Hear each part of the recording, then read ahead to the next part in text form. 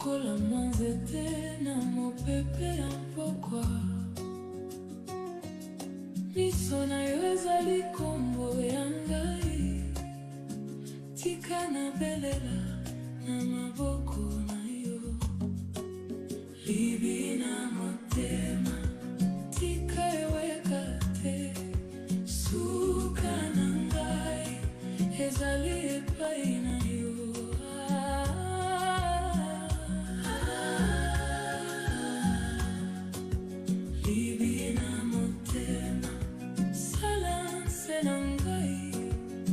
Nzela nyonso nakende na yo.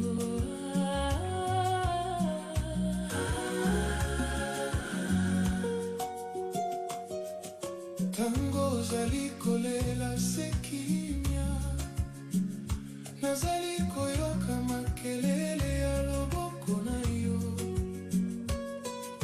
omboi mabaku na ngai ya kala osepelisa miteme ekaukiposa libi na motema tika eweka te suka na ngai ezali epai na yo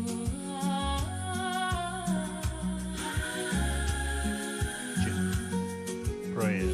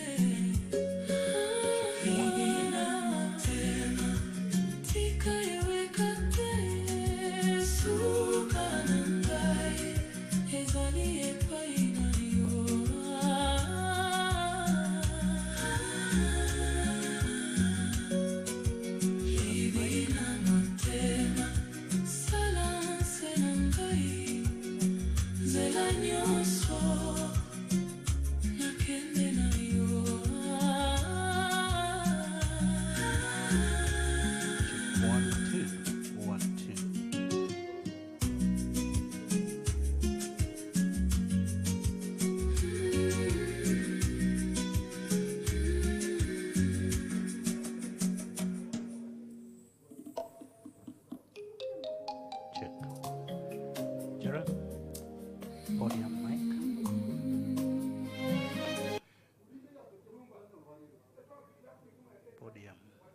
Podium mic.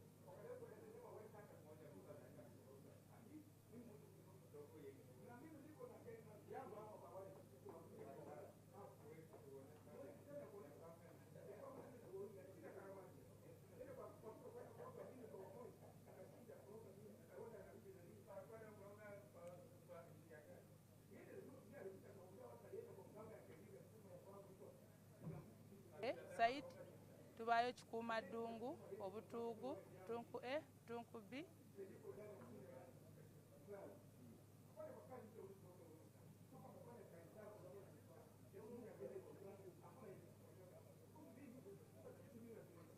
ulira bwe buyonjo mu maka twalaba nti buli muntu alina okuba nga muyonjo okusobola okuba nga asobola okufuna ssente n'agaggawala.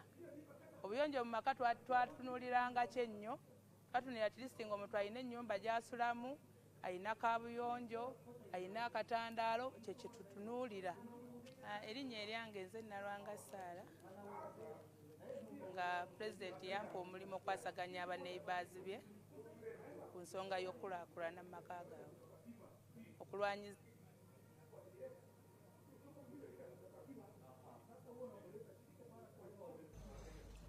That's why we should be clear that we are not talking about investments. We are not talking about church support. We are not talking about remittances of Ugandans working abroad. We are talking about decision in politics,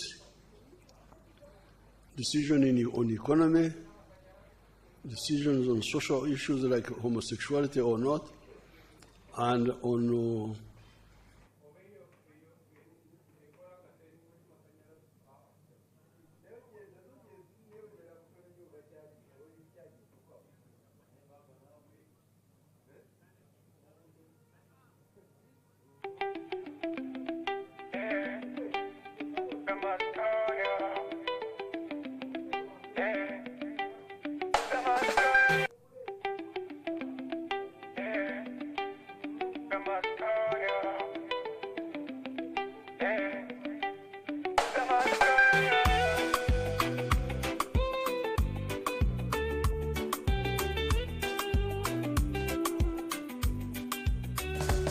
oli mulungi bakwana osula obutunda wakitalo nga bwe tulowooza nakyera tebalimba kulabako enjuba negoloba nefuna katengo onjayanyanga mazzi mu kiko kekulabyeko sika bulijjo onimbye okuva oli pakajjo kuswamira wano emanga mu kikajjo lwenakyame wammwe bangobesa lujjo wesuubira ngeri okuzaala abaana tondasa tulina essuubi okuzaala abaana kiki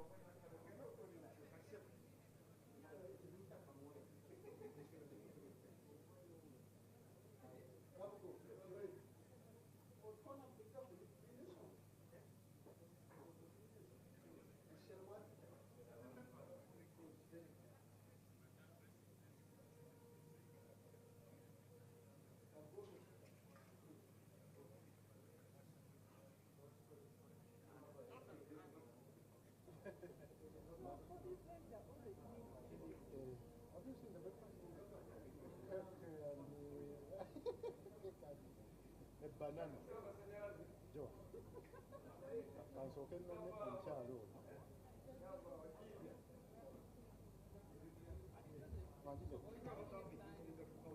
kandabe we still have time osobola okufunayo bubuulire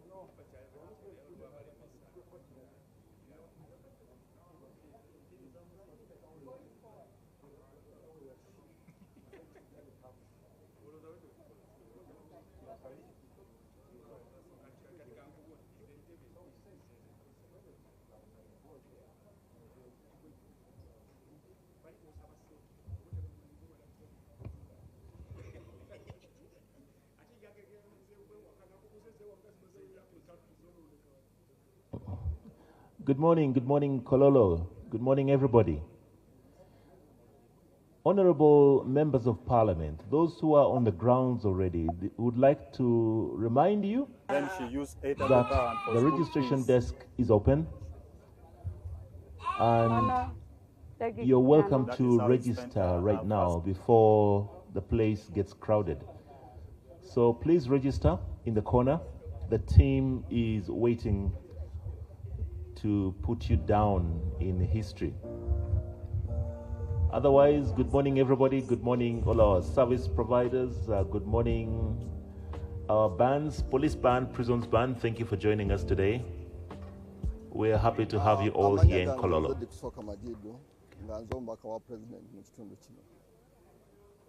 President bwe yansindika wano mu 2020 nasanga nga projekiti eno eweddewo. Tasike yange yasooka nengamba pulezidenti ayogera nnyo ku projekiti eno naye ekiri wansi tekiriwo. Najjano ng'awo wonna waliwo omuceere. Twatulanga abakulembeze ne tugamba tulina okukyusa ekifo kino. Ekifo kino ekigendera kyakyo nti kitudde ku ekemu. Bwe natula n'abalimi ne bangamba baali bajjamu ensawo 6 ez'omuceere. Ensawo 6 ez'omuceere mitwalo nga 21 nga weesanga nga eri emiliyoni 1 mu emitwalo 3. Ndi mulimi w'ebyenyanza. Naali ebiseera ebyasingira obungi naali ndi mulimi wa muceere omusa. Naye ng'ekiseera kyemala omwiga omwo nga nima omuceere kyali kiseera nga kiwanvu. Era nga n'amaani agenkozesa omwiga omwo gaali maani nga mangi nga ntwale abaana bange tufuduukira omwo n'omwami wange.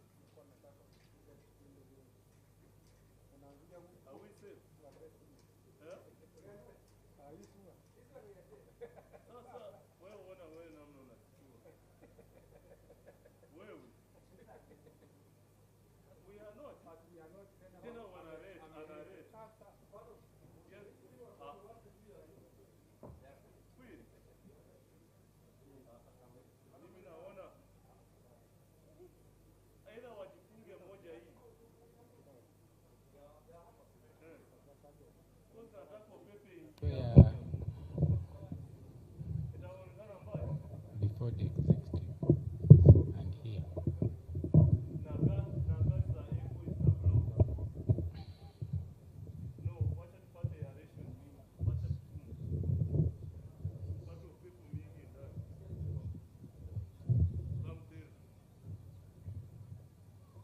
Raise again. This is now my height. Need someone a little more taller than I do.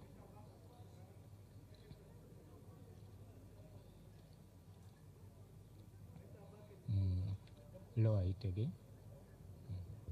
Then this side, this angle.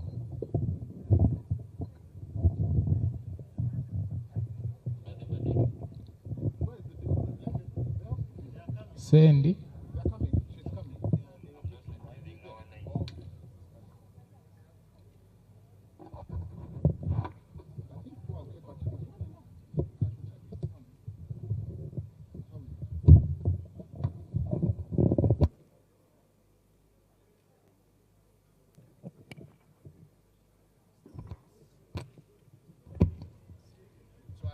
How about now?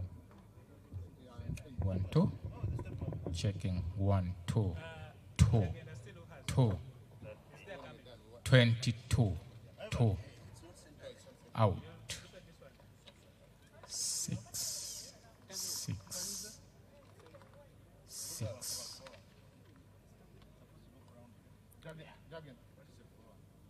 Which is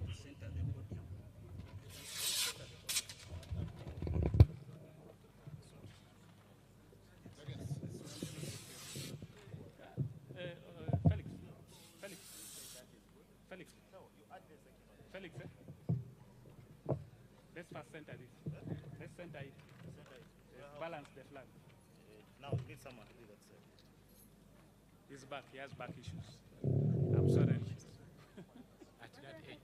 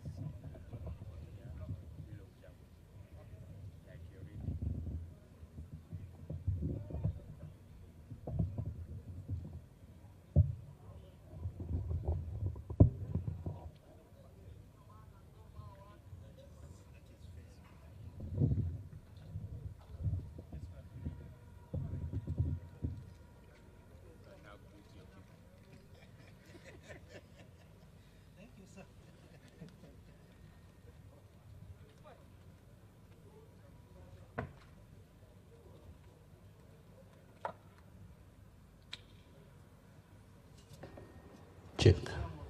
Children, wirelesses. Want to test the wireless mics?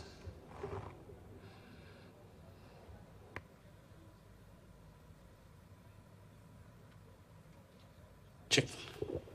Check. Sergeant's mic. 1, 2, 2, 2. Check 1, 2. Yes. Check 1, 2. 1, 2. 1, 2, 2. Check 1, 2.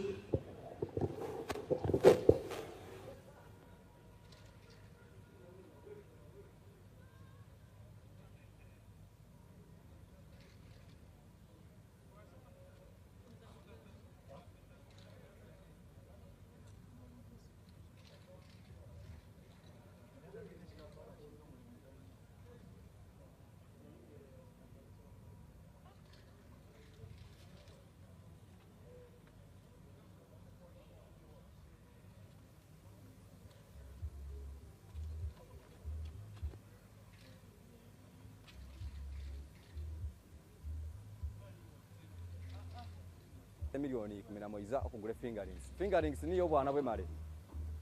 Cut fingerings niyo bwana bwe male. Okumilioni 2 tutalekereko savings okwa account.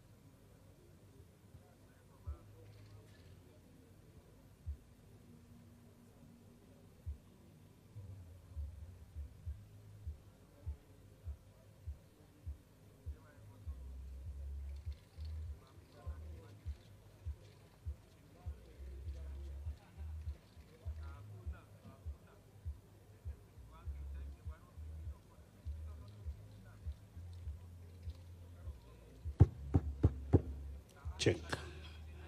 Check. Check. Sound check. Sergeant's mic. 1, 2, 2, 2, 2. Check.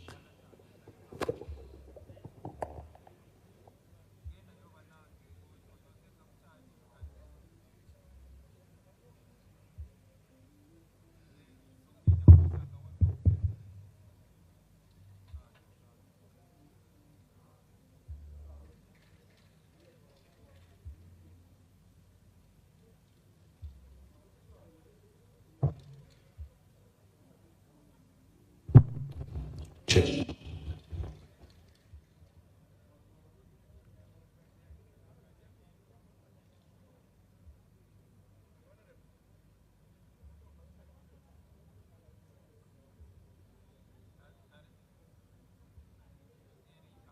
Check. JBL. Check. Sound check. Check. Check. Check. Check. Check. Sound.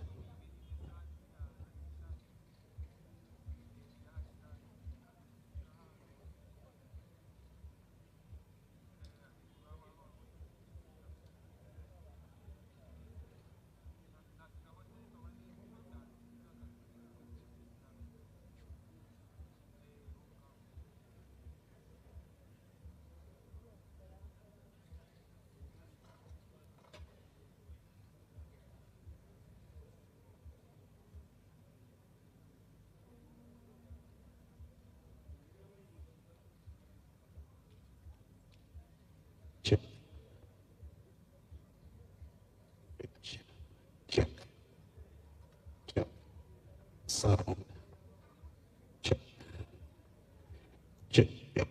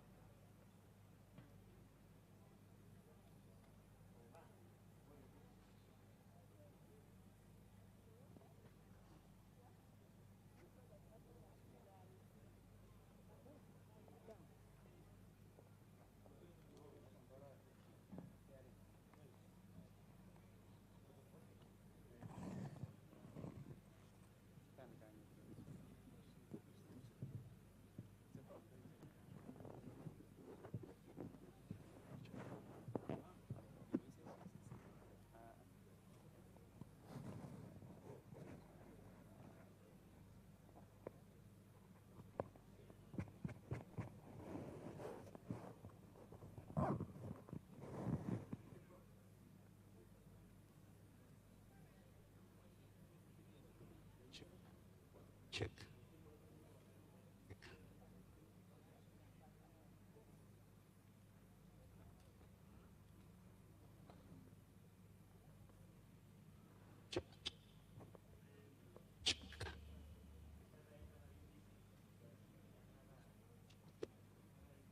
Check.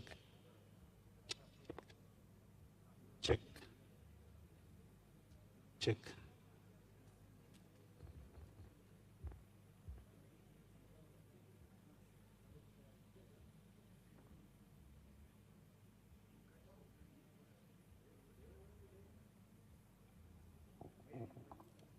Check. Check. Sound check. Sergeant's mic. 1, 2, 2. 2. Check. Check. Check.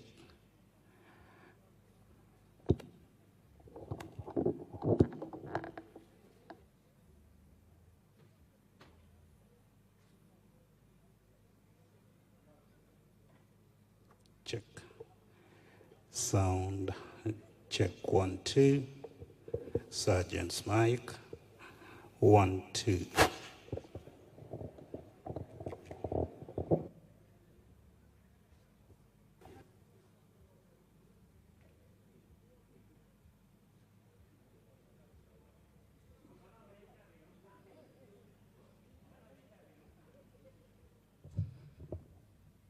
Podium. Check. Check 1, 2.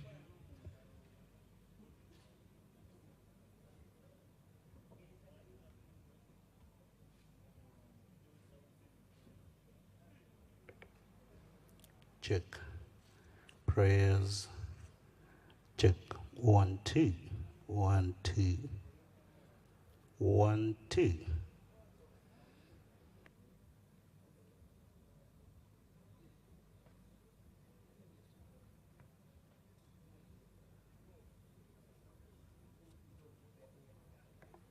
Check 1, 2.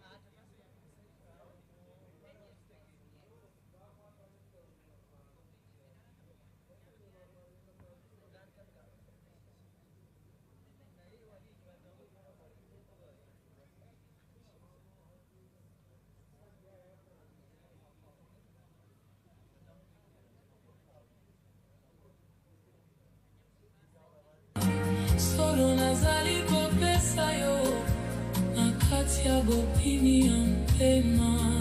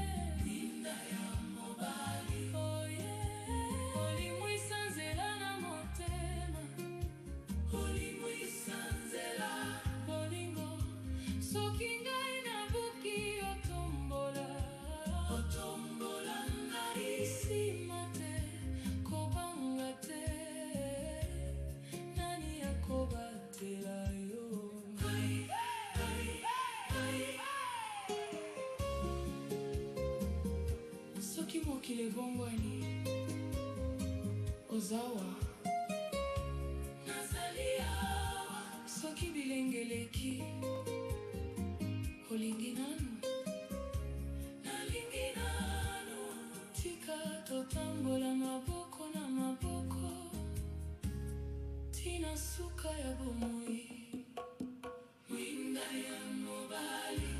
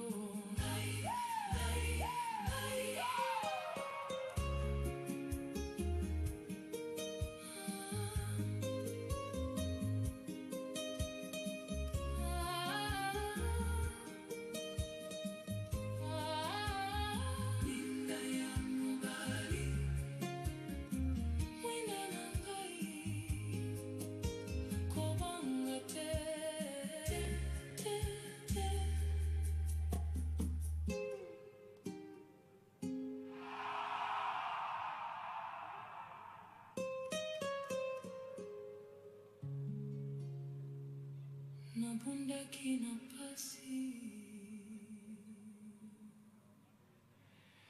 nabundaki na pasi, nazanga motema, bandinga ya mokili, batiolaki ngai, kasi lokola pole, oya na kimia, oya kisima na ngai, otia loboko, mwinda ya mobali, oye, mwinda ya mobali, oye, olimwisa nzela na motema, olimwisa nzela, hey. Soki ngai nabuki otombola, otombola ngai, bolingo kobanga te, nani akobatela yo, ngai, ngai, ngai.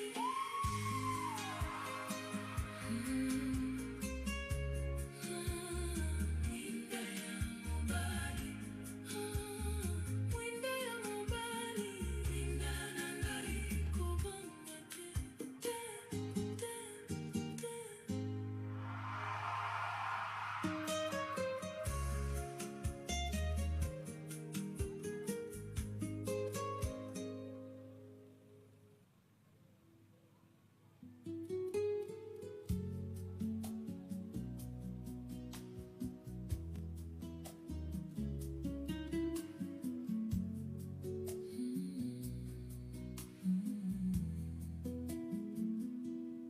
Nalala te, nazali na yo na makanisi, sanza epanzi polele na ndako ya kimia, mafuta moke na misapi, olingi ngai kaka, lola na mabele ekomi pembeni na biso,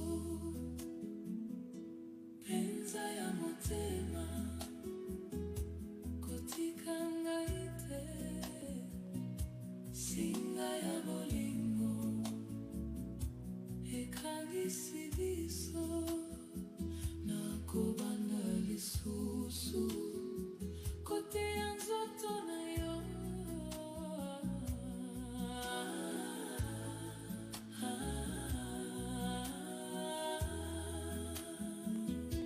Penza ya motema, tika ngai nalobaka, soki ozali awa, molongo ezali, maloba otangaki na lola ya matanga, eza nano na matoi, ekangami na ngai, kombo na yo na monoko, ezanga loboko te, tango beti ngai liso, ngai nazongaka se,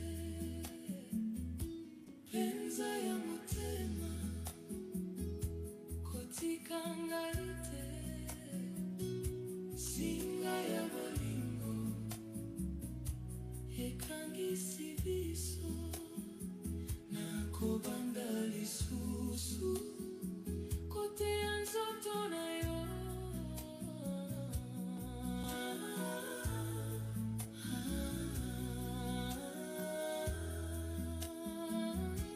Penza ya motema, tika ngai nalobaka, soki ozali awa, molongo ezali, soki omoni ngai na mawa, mema ngai pene, tanga motema na ngai, lokola buku ya kala,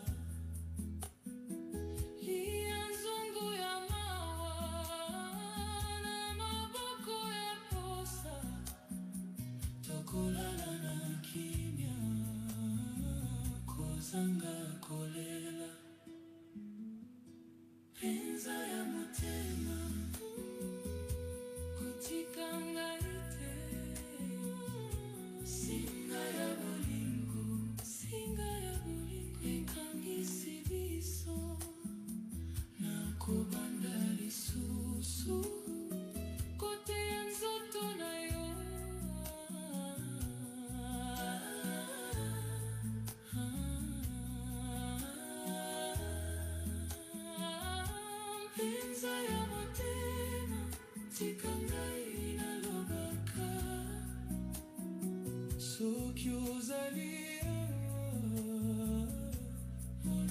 ezali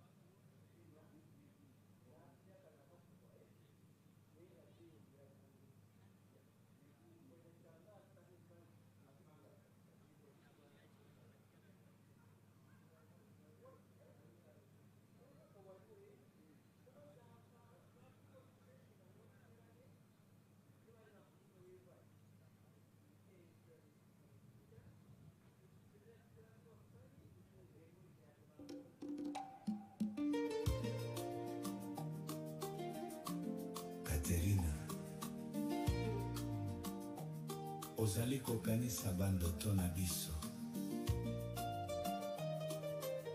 ozali kokanisa bila.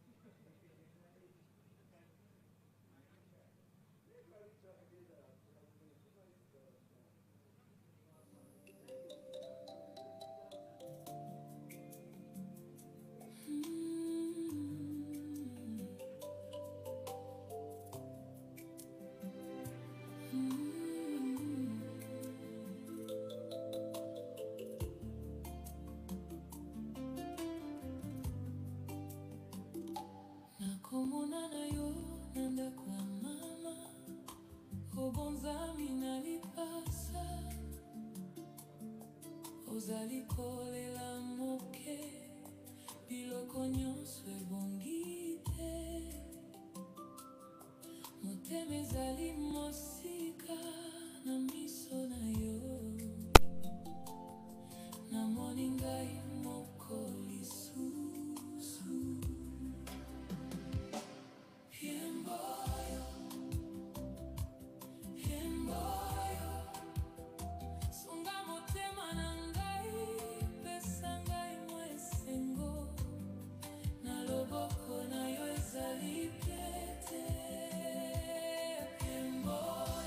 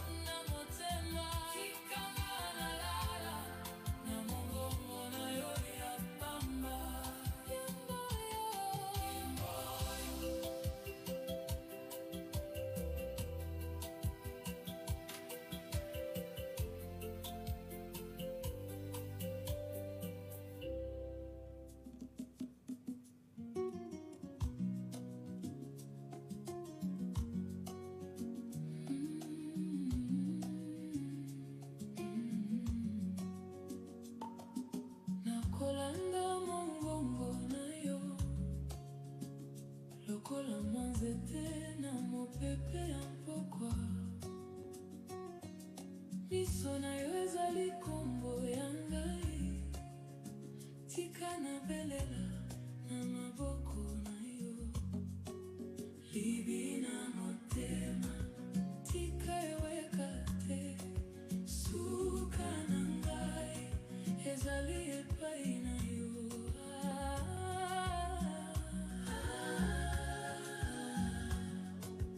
Libi na motema, sala nse na ngai, nzela nyonso nakende na yo.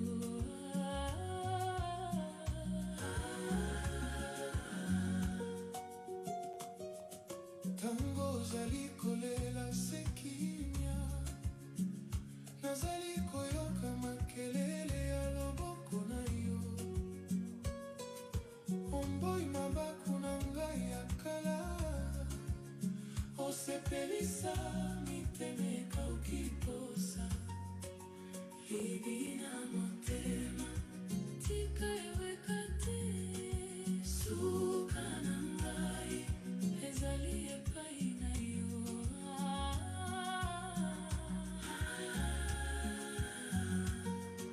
Libi na motema, sala nse na ngai, nzela nyonso nakende na yo.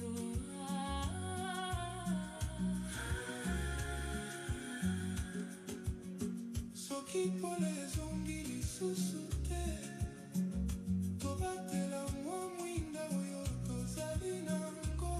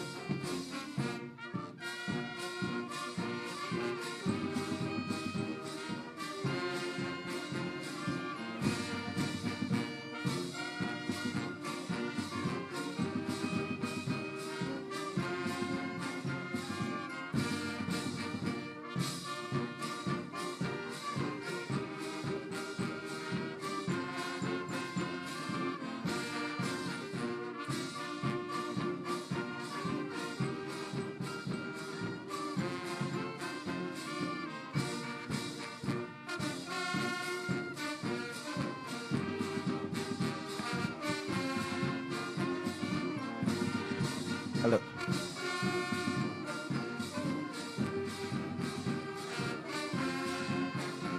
Hello.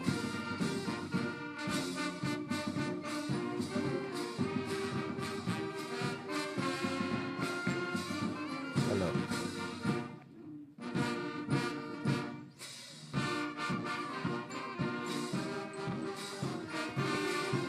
Hello. Hello.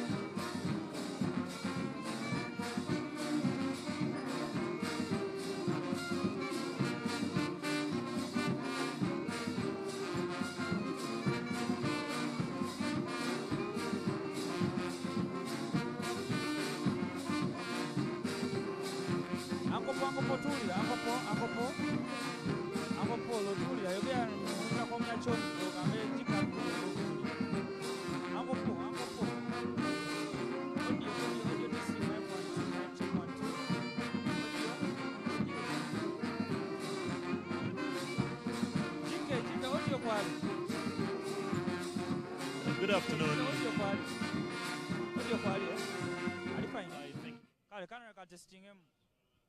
Check 1 2. Check 1 2. No, but here, omusana guli eri. It's not good. Amaga anyimiriwa. How is this? Soko.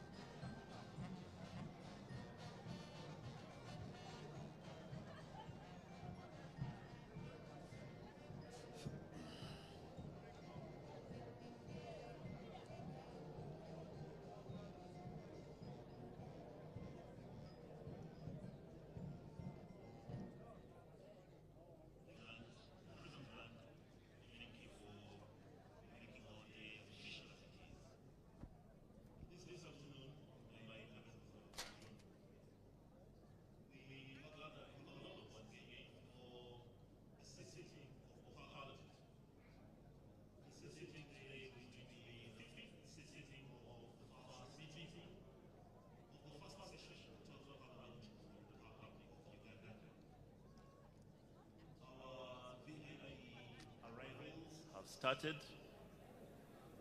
Our main persons, of course, are the members of parliament. Members of parliament have come in and would like to advise you at this point that you are expected to register.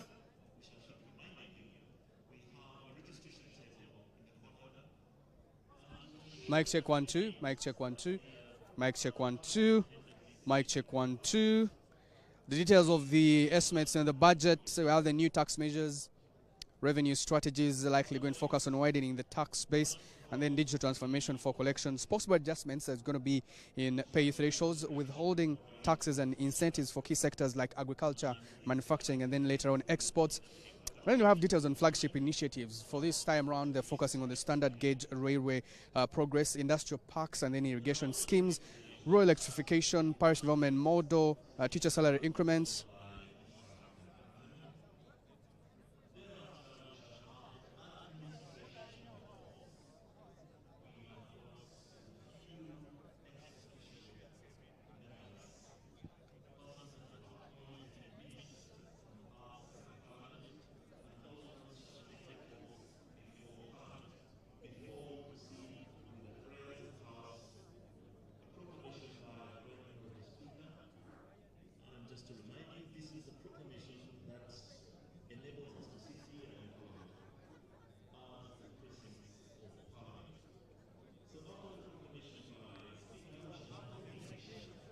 Well, we know, where is your power? Here.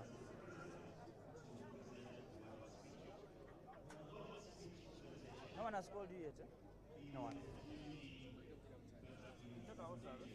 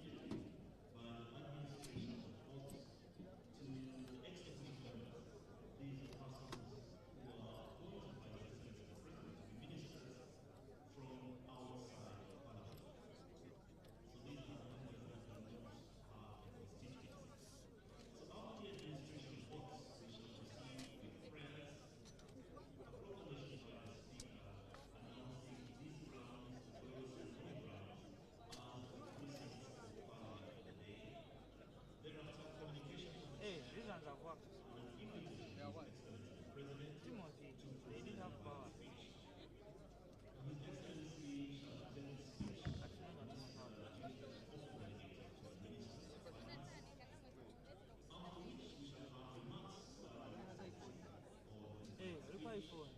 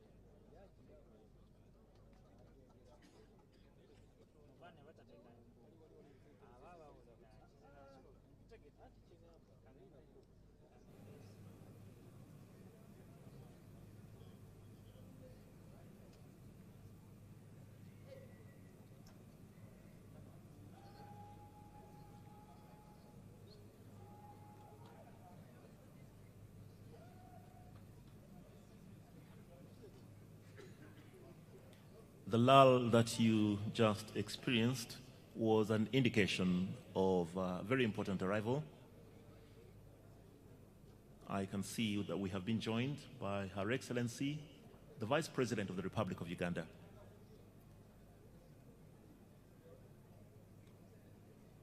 And now that we have the Prime Minister and we have Her Excellency, the Vice President, the main person that we expect today will be His Excellency, the President, the head of the executive.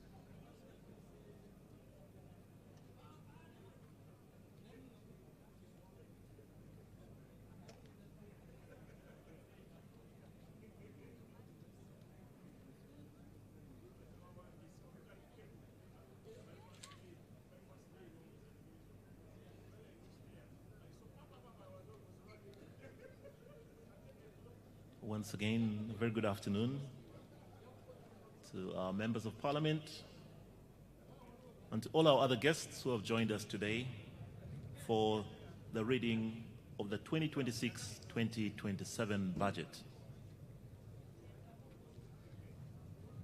We're gathered at the Kololo ceremonial grounds that in a few minutes will be proclaimed Mic check as 1 2. the Mic check precincts 1 2. of Parliament. Mic check 1 2. And even as it Mic is check 1 proclaimed 2. as Parliament, we ask for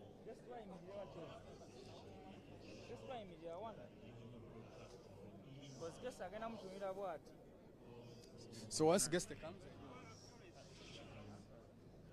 This is better, eh?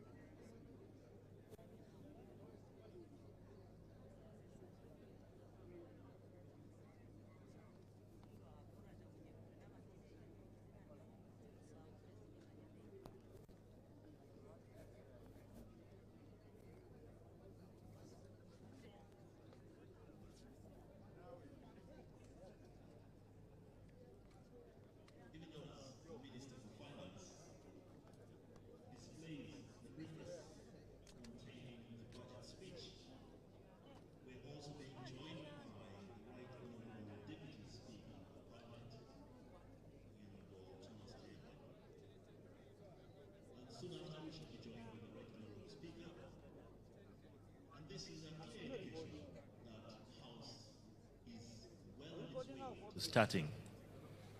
We have very senior officials from the executive, the minister and the support ministers of finance are in the house.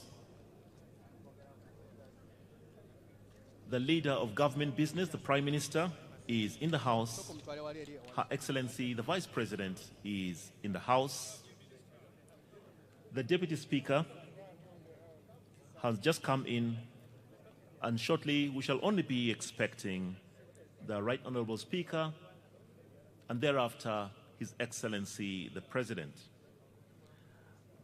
And as soon as His Excellency the President comes in, allow me to guide you on the order of events for the day.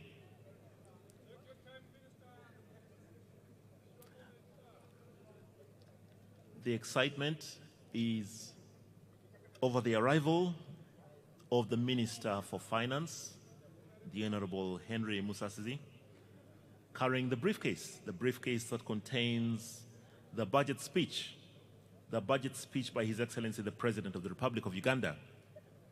And the Minister's duty today will be a delegated duty from His Excellency the President, and that is on the reading of the budget speech.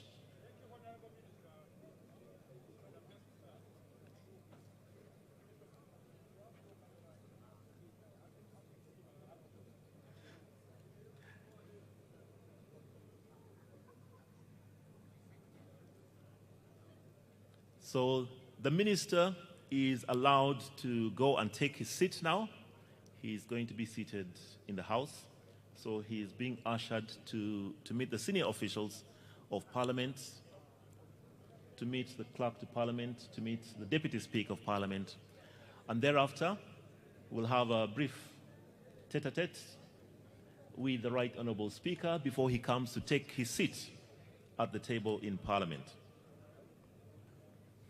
Just a reminder that today, the 11th of June, 2026, we are in Kololo gathered for the reading of the budget.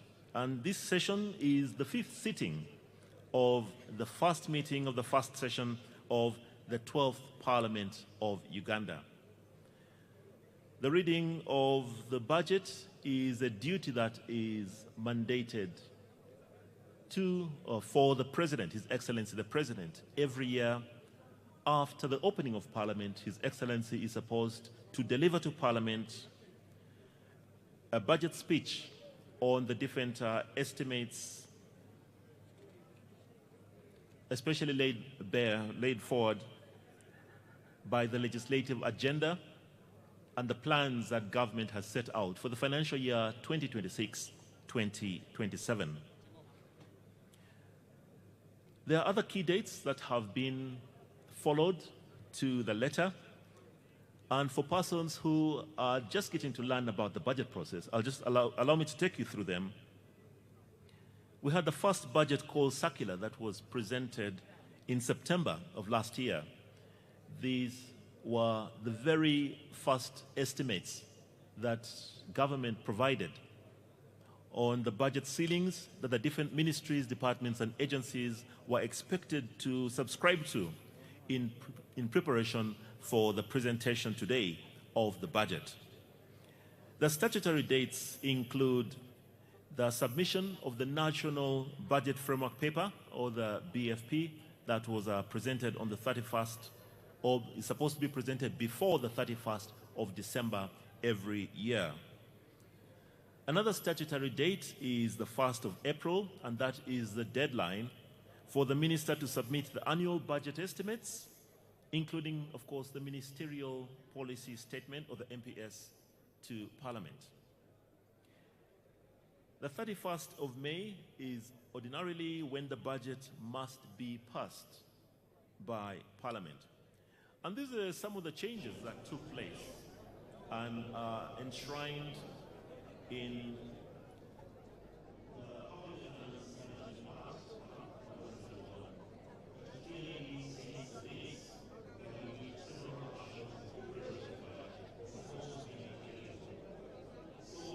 Thank you very much, Shamim. Quite a historical moment because Uganda is set to read the largest budget ever, 84 trillion shillings like never before, a huge increment of what it was before in the previous financial year, looking at 2026-2027 new financial year, 84.3 trillion shillings. It's been up significantly from the previous budget, and we also see we're going to have the Honorable Henry Musasizi to give his maiden budget reading speech ever for the very first time. Previously, I've covered budgets and I've seen a number of ministers come through to give budget speeches, including the one who just been replaced by the Honorable Henry Musasizi, that is Matia Kaseja. But we're going to see from the theme there's going to be a little more financing of the budget from the DEVIC revenues, and over 50%. But now I'm joined by the Honorable Loki John Baptist, who is the Minister for Karamoja Affairs. Honorable, many thanks for joining us this afternoon. You're live on NBS television. There's a lot to prioritize in this budget. Where do you think Karamoja lies in this particular budget? Thank you very much, my brother, for hosting me on NBS. My name is Loki John Baptist, the Minister for Karamoja Affairs. This budget is a very critical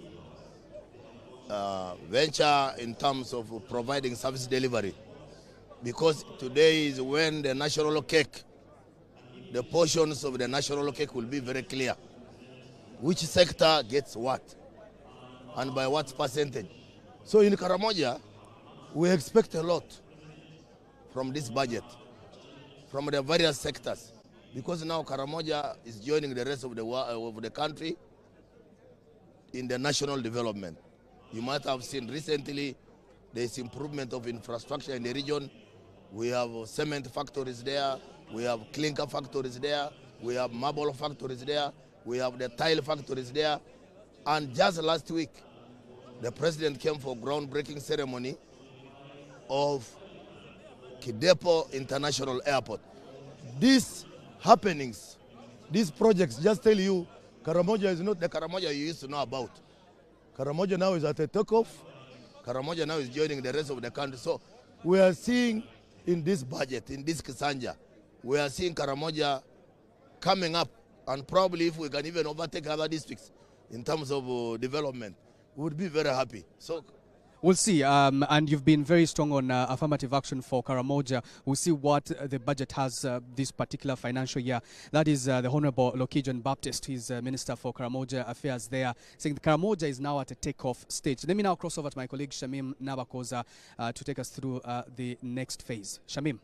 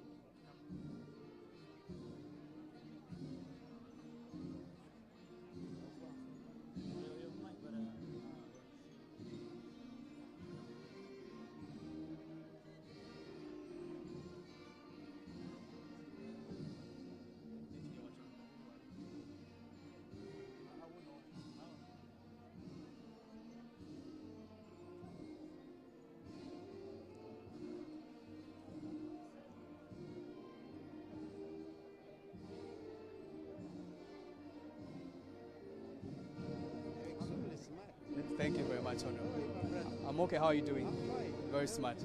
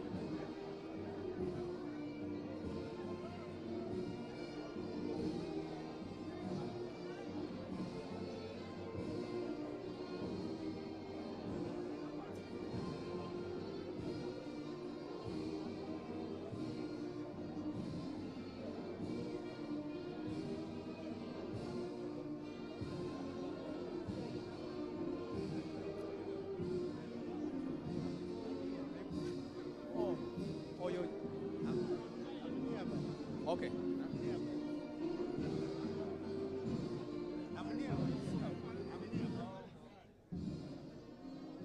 Timo, muite.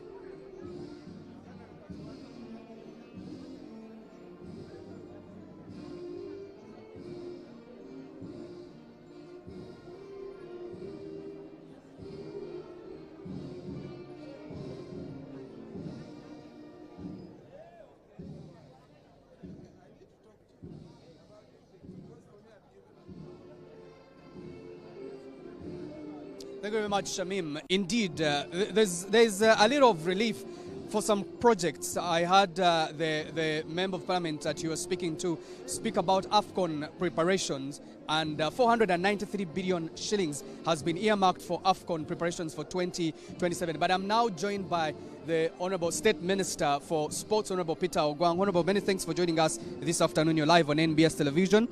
What exciting in the 493 billion shillings earmarked for AFCON would you tell the people to be excited about?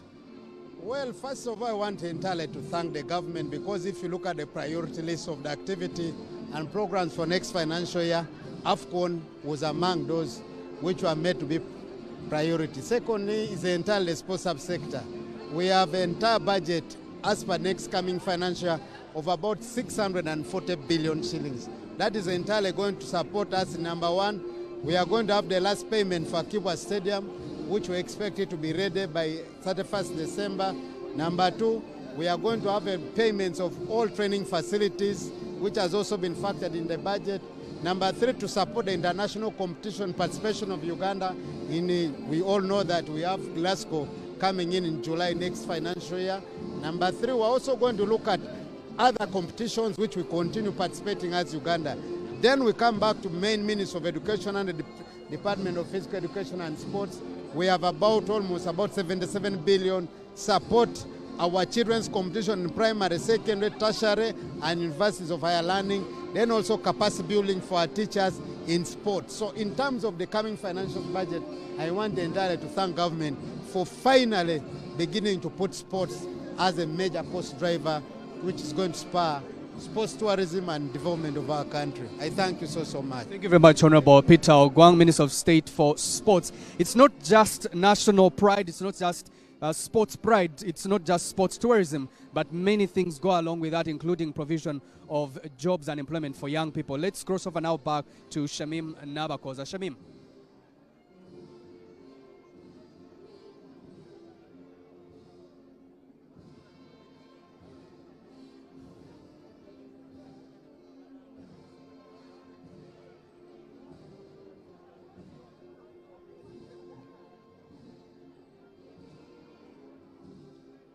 Yongera muku light. Yongera muku light.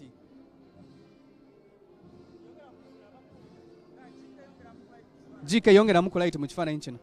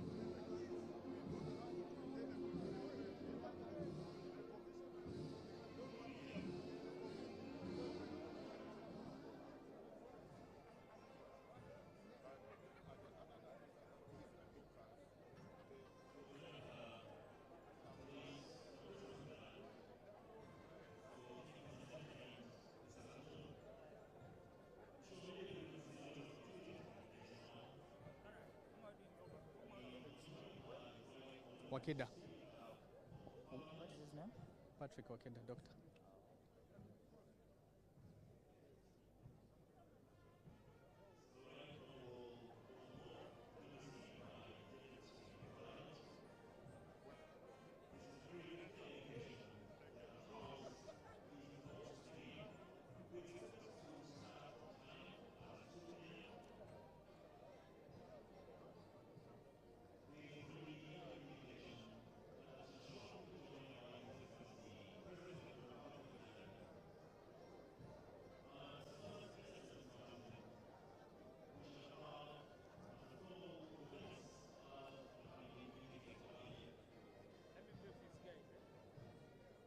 His Excellency will be received by the receiving party shortly,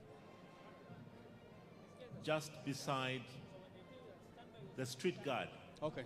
The street guard is the guard of honor that is before you, on your left, on my right. So there is every indication that His Excellency will be joining us shortly. So we expect the receiving party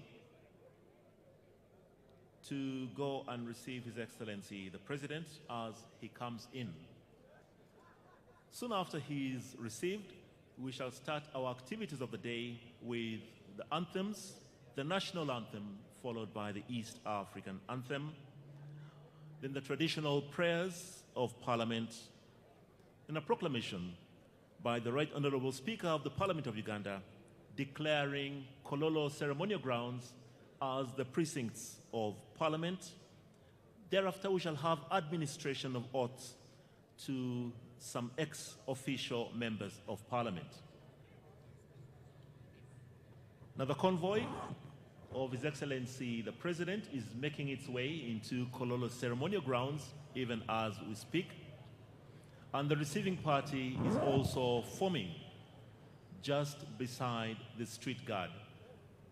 The street guard is a guard of honor, and this one is mounted by officers and men of the Uganda Police Force.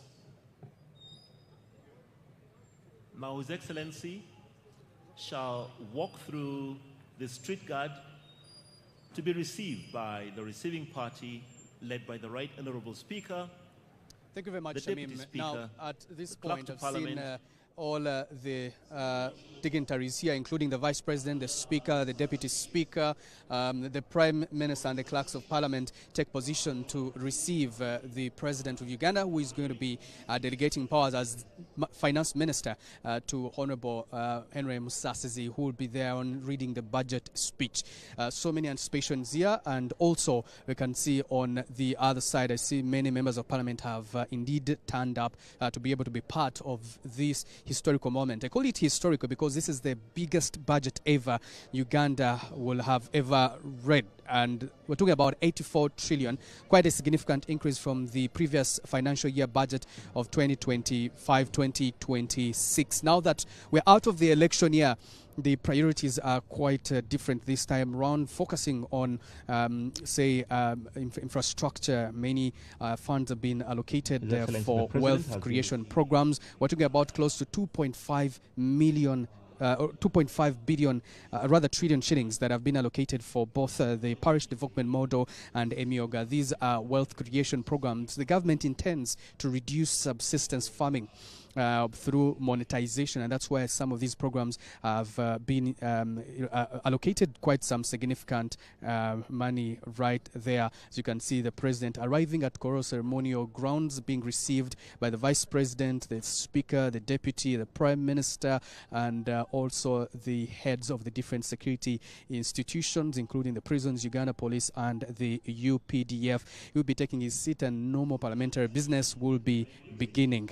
That is now what we're going to be following. And now let's go live to the chambers of parliament that are here in Koro ceremonial grounds to listen in on the budget reading of today. To his tent, where he shall sign the visitor's book.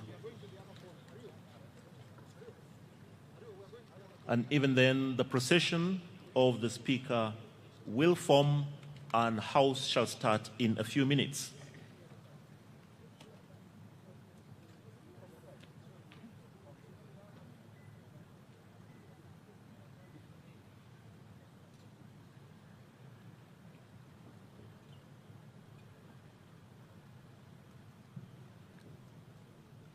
So for those of you who cannot see from where you are, His Excellency the President is signing the visitor's book. It's traditional that every time that Parliament hosts a guest at the level of His Excellency the President, they will sign in the visitor's book. Now this is a very special day for the presentation of the budget, not only in Uganda but across the East African states. And as soon as His Excellency has signed, then the procession of the Speaker will form and the House will start.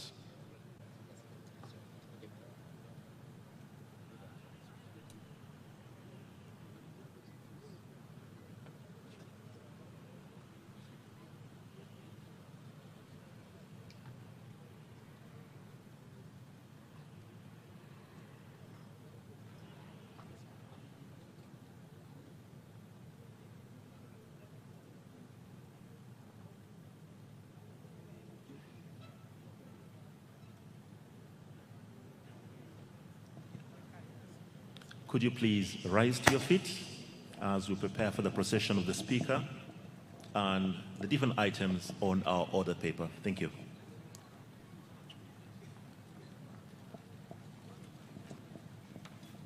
Honorable members, His Excellency the President and Mr. Speaker.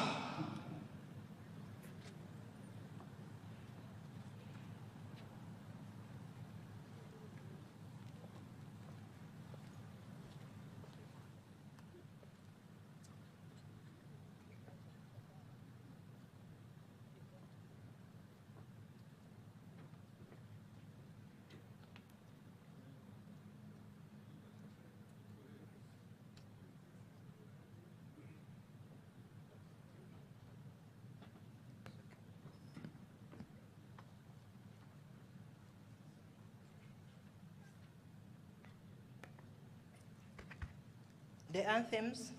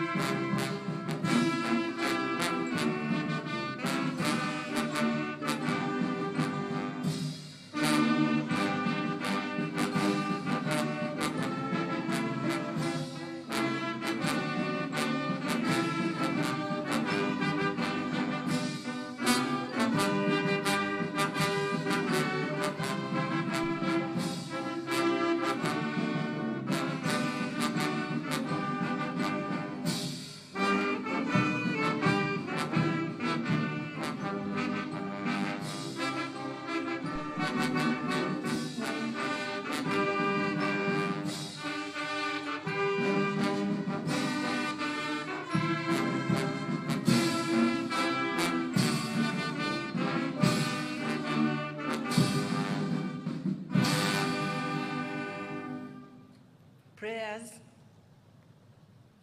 Almighty God, who in your infinite wisdom and providential goodness has appointed the officers of leaders and parliaments for the welfare of society and the just government of humanity, we beseech you to look upon with abundant favor these your servants whom you've been pleased to call to their performance of such important trusts in this land. Let your blessing descend upon them here assembled, and grant that they may, as in your presence, treat and consider all matters that shall come under their deliberation in so just and faithful a manner as promote your honor and glory, and advance the good of those whose interests you have committed to their charge. Amen.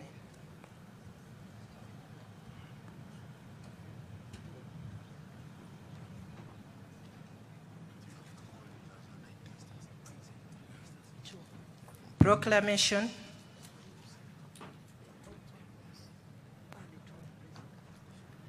Whereas under Article 1012 of the Constitution of the Republic of Uganda, His Excellency, the President of the Republic of Uganda, may, in consultation with the Speaker, address Parliament from time to time on any matter of national importance, aware that His Excellency, the President of the Republic of Uganda, has, in accordance with Article 1012, indicated to the Speaker of Parliament his intention to address Parliament and the nation on the national budget for the financial year 2026-2027. Now, therefore, in accordance with Rule 181 of the Rules of Procedure of Parliament, I hereby proclaim as follows. 1, that Parliament shall sit at Kololo Ceremonial Grounds on Thursday, 11th June 2026 at 1400 hours to receive the address of His Excellency, the President, on the national budget for the financial year 2026-2027. And 2, the Kololo Ceremonial Grounds to be precincts of Parliament for the above-mentioned purpose. Given under my able hand at Parliament House, Kampala, this first day of June 2026.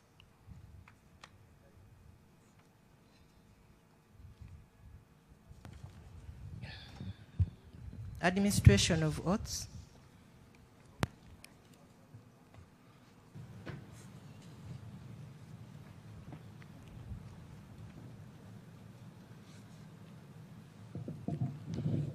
Your Excellency, the President, Right Honorable Speaker, sir, honorable members, on the 28th of May 2026, His Excellency, the President of the Republic of Uganda, appointed a new cabinet.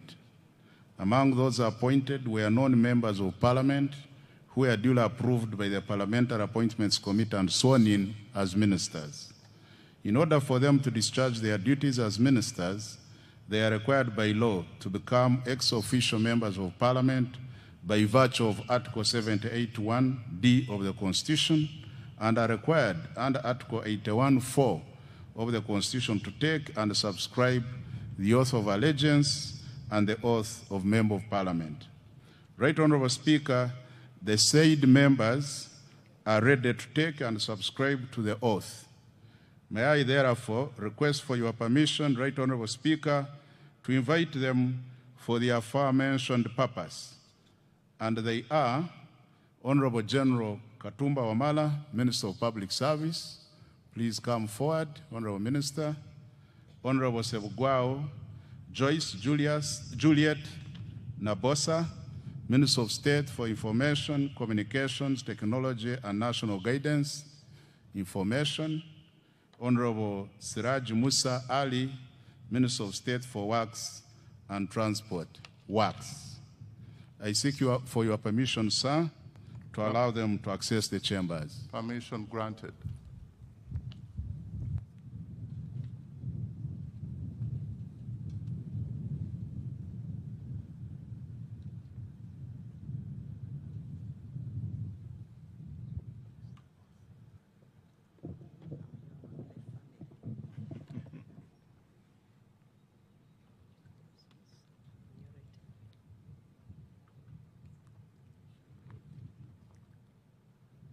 I, General Edward Katumba Wamala, swear in the name of the Almighty God that I will be faithful and bear true allegiance to the Republic of Uganda, and that I will preserve, protect, and defend the Constitution.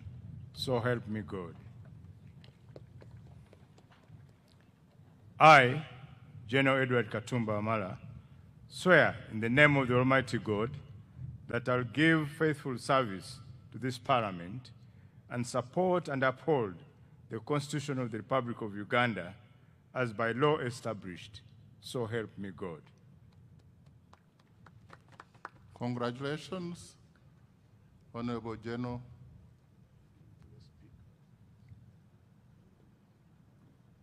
And welcome back to the House.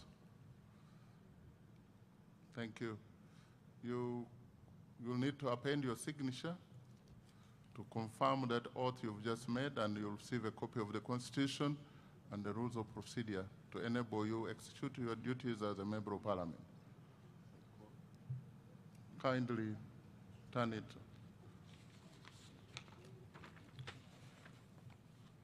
Honorable Sebugwao Joyce Juliet Nabosa, Minister of State for Information, Communications, Technology, and National Guidance, Information.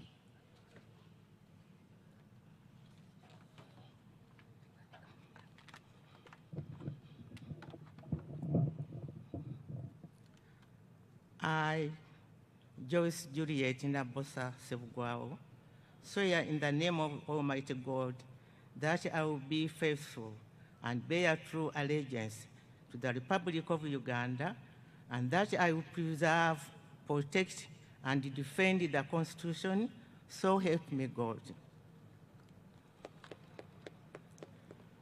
I, Joyce Juliet Nabosa Sevguao, swear in the name of Almighty God that I will give faithful service to this Parliament and support and uphold the Constitution of the Republic of Uganda as by the law established.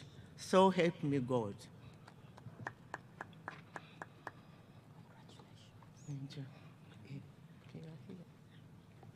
Congratulations, and honorable members, you can join me in receiving Honorable Wechtiwa, Minister.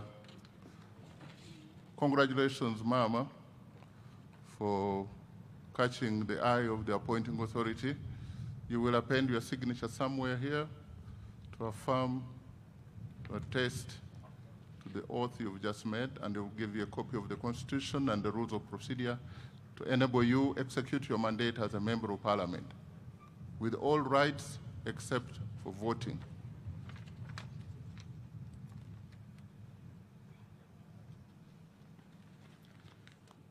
Honorable Siraji Musa Ali, Minister of State for Works and Transport, in charge of works.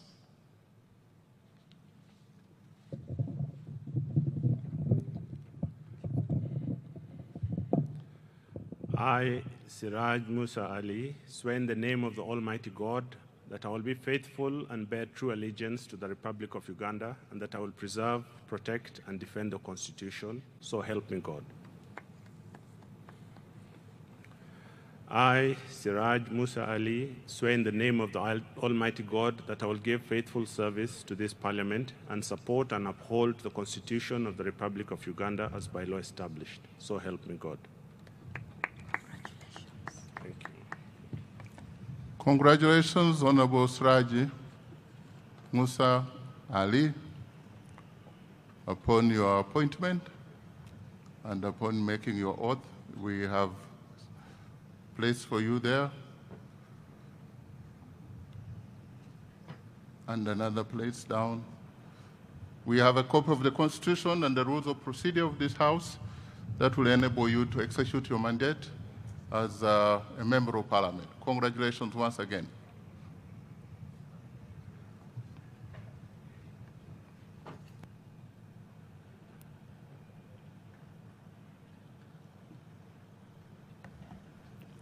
Item number 5, communication from the chair.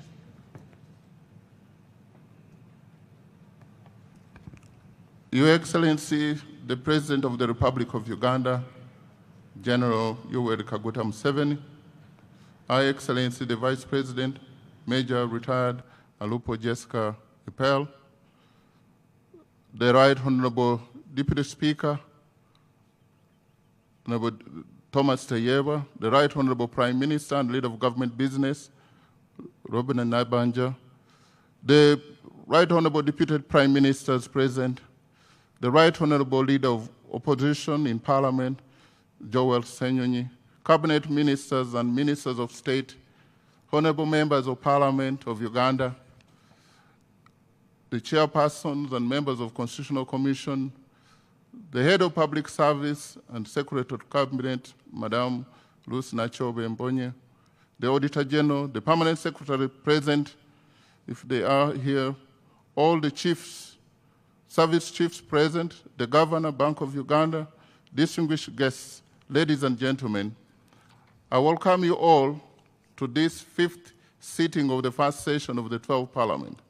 Your Excellency, just 7 days ago, on Thursday, 4th June 2026, you delivered at this very venue a clear and a concise address on the state of the nation, in which you reiterated the need for results-oriented, accountable, and transformative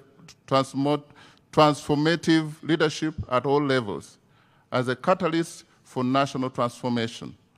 Your Excellency, as we pride in the honor of hosting you once again here today, I take the privilege of informing you that the members of this 12th Parliament not only heard, but also listened keenly and embraced your words of wisdom.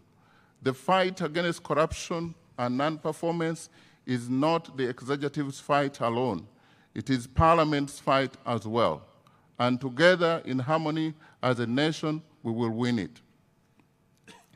Honorable members, during today's sitting, His Excellency the President will deliver the budget speech for the financial year 2026-2027 in fulfillment of his constitutional obligation under Article 1151 of the Constitution of Uganda, which states that the President shall cause to be prepared and laid before Parliament in each financial year, but in any case not later than the 15th day before the commencement of the financial year, estimates of revenues and expenditures of government for the next financial year.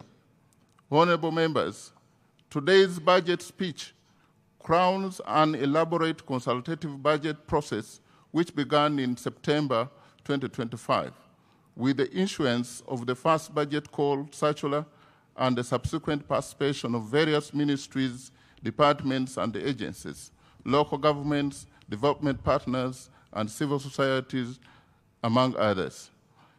Your Excellency, the relationship between the 12th Parliament and the other arms of government will be complementary and people-centered. The 12th Parliament will focus on public expenditure tracking and budget oversight through the various parliamentary committees to ensure that public funds are used for the purpose for which they are intended and in line with the approved work plans. I therefore implore whips to supply the list of their members to the various parliamentary committees pursuant to Rule 16.2d and Rule 163 and 164 of the Rules of Procedure of Parliament. This will pave way for the timely operationalization of our committees.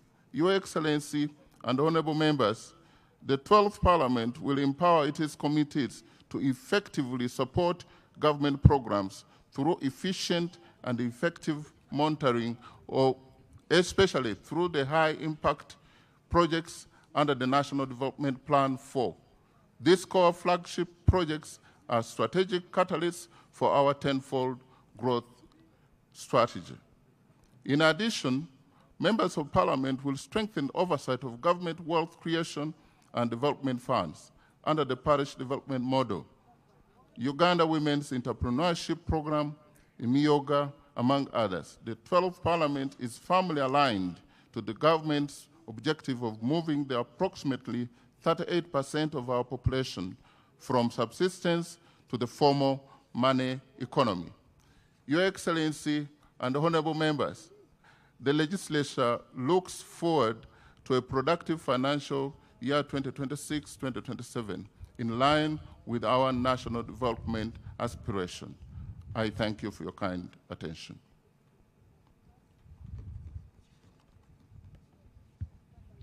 Item number 6, presentation of the budget speech. Honorable members, as it is the practice, the Minister of Finance, Planning and Economic Development would deliver the budget speech on behalf of His Excellency the President, after which the President will make additional remarks. I now invite the Minister of Finance, Planning and Economic Development to deliver the budget speech.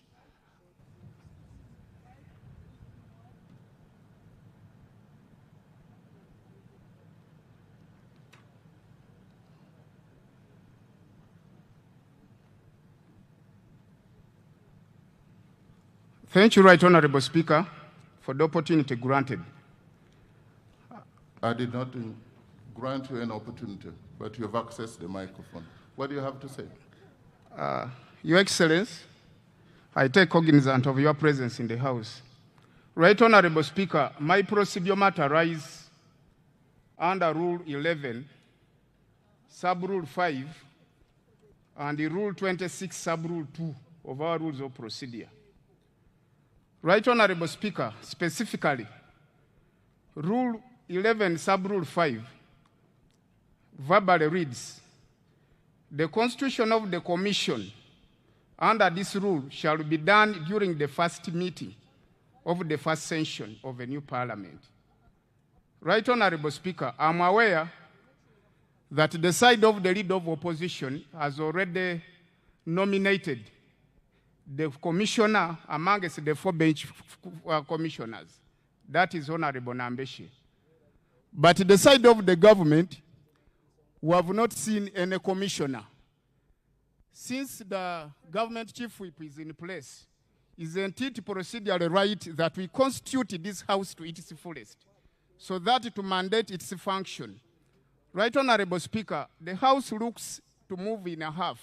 It's in amoeba shape, in a Mongolo shape. And this is the mother of corruption, Right Honorable Speaker. In line with Rule 26 of our Rules of Procedure, the rules are clear that in formation of the order paper for every sitting, there must be the business committee in consultation to your consent to come up with the order paper that the House has to follow. I'm wondering, Right Honorable Speaker, if it's not risky on your side, determining the entire task of the business committee just on your shoulder. And the members, if we move the House in such a manner, I don't know whether we shall be respecting our own rules. Right Honorable Speaker, it is to my humble prayer and request, in line with the procedural matter raised, that the entire businesses this House has heard be rendered null and void, and we constitute the House to its fullest to carry on its function as mandated in law. Thank you, Right Honorable Speaker. I want to thank you, Honorable Member from Bali. We all now know that he's a second-year law student. He's very, very vigilant. And this is the session for, and let me give guidance to the member so that nobody else makes the same mistake. This is the first meeting. And the first meeting has sittings. This is the 5th sitting of the first meeting. Now, the honorable member thinks that Rule 11, as stipulated here, is referring to the sitting. This is the first meeting of the 5th sitting of the first meeting of the first session of the 12th Parliament.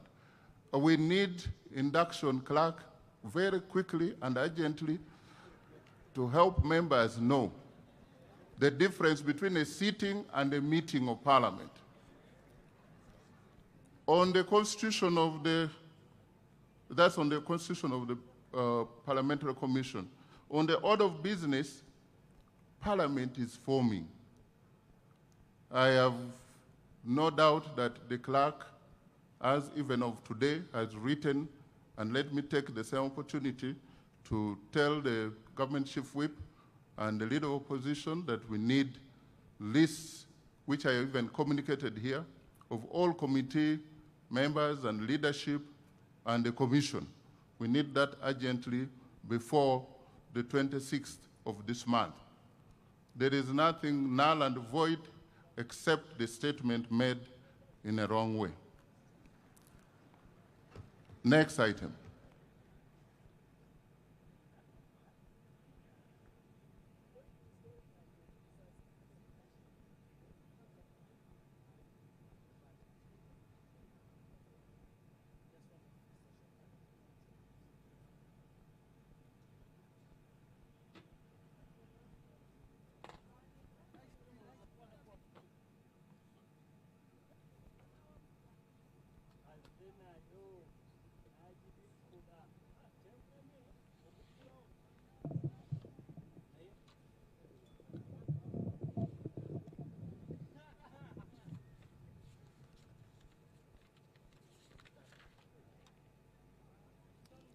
Your Excellency, the President of the Republic of Uganda, Your Excellency, the Vice President of the Republic of Uganda, the Right Honorable Speaker of Parliament of Uganda, Your Lordship, the Chief Justice, the Right Honorable Deputy Speaker of Parliament, Your Lordship, the Deputy Chief Justice, the Vice Chairman of the NRM Party, the Right Honorable Prime Minister, the Right Honorable Deputy Prime Ministers, Honorable Ministers and Ministers of State, Your Excellencies, the heads of diplomatic missions, Honorable Members of Parliament, former leaders, traditional leaders, religious leaders,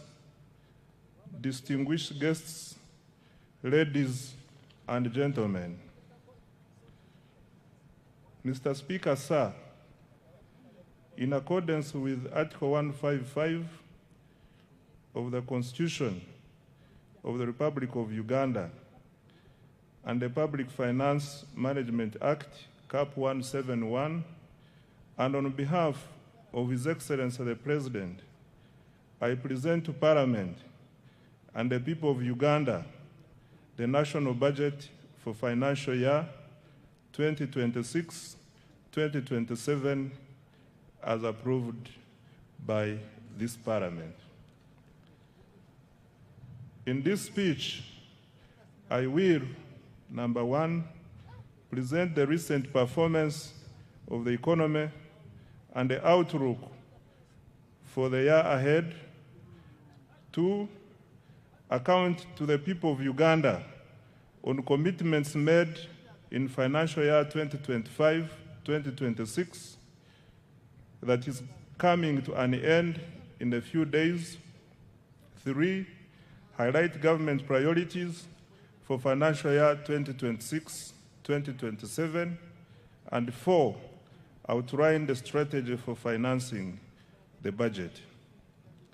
Right Honorable Speaker, allow me to begin by congratulating His Excellency the President and the National Resistance Movement upon the resounding victory in the recently concluded general elections. In addition, I congratulate His Excellency the President upon assuming chairmanship of the East African Community. This is in recognition of his exemplary leadership and passion for advancing regional integration and Pan-Africanism. I also congratulate Her Excellency the Vice President, Right Honorable Speaker, Right Honorable Deputy Speaker, Right Honorable Prime Minister, colleagues, Honorable Ministers, Honorable Members of Parliament, and all other leaders elected to serve our country during this important phase of Uganda's development. Mr. Speaker, sir, I wish to thank His Excellency the President for the confidence he has placed in me and my political leadership team by entrusting us with the responsibility of leading the Ministry of Finance, Planning and Economic Development. I also would like to thank and congratulate my senior, Honorable Matia Kasaija, for the leadership and mentorship in the past 10 years. Your Excellency, we accept this responsibility with humility, determination, and a clear understanding of the task before us. That task is to accelerate wealth creation, eliminate poverty, create productive jobs, and transform Uganda into a $500 billion economy in the shortest possible time. Right Honorable Speaker and colleagues, Uganda enters this new political term from a position of strength. Unlike many previous election cycles that were characterized by high inflation, exchange rate instability, and macroeconomic uncertainty, our economy remains stable and resilient and is growing rapidly. Mr. Speaker, sir, this achievement is not accidental. It is a result of deliberate and consistent policy choices under the leadership of His Excellency, the President, and the NRM government. For more than 3 decades, government has prioritized peace and security, macroeconomic stability, infrastructure development, human capital development, wealth creation, and regional integration. As a result, Uganda has built one of the strongest foundations of socio-economic transformation on the African continent. Uganda has, number 1, sustained long-term economic growth above 5% despite repeated global shocks. 2, surpassed the lower middle income threshold of United States dollars 1,136 with gross national income per capita reaching United States dollars 1,389. 3, we have recorded one of the strongest external sector performances in recent history, nearly doubling exports over the last 5 years. 4, we have expanded access to health, education, and social services. 5, we have built critical infrastructure that supports investment and competitiveness. And 6, we have established a solid foundation for industrialization and private sector-led growth. Mr. Speaker, sir, the challenge before us is no longer simply growing the economy. The challenge is ensuring that growth translates into jobs, household incomes, enterprise development, and prosperity for every Ugandan. That is the essence of full monetization, as His Excellency the President has consistently emphasized. That is the focus of the tenfold growth strategy, and it is the central objective of this budget. Mr. Speaker, sir, financial year 2026-2027 marks the commencement of the implementation of the NRM manifesto. It is also the second year of implementing the 4th National Development Plan, the first plan specifically designed to deliver the tenfold growth strategy.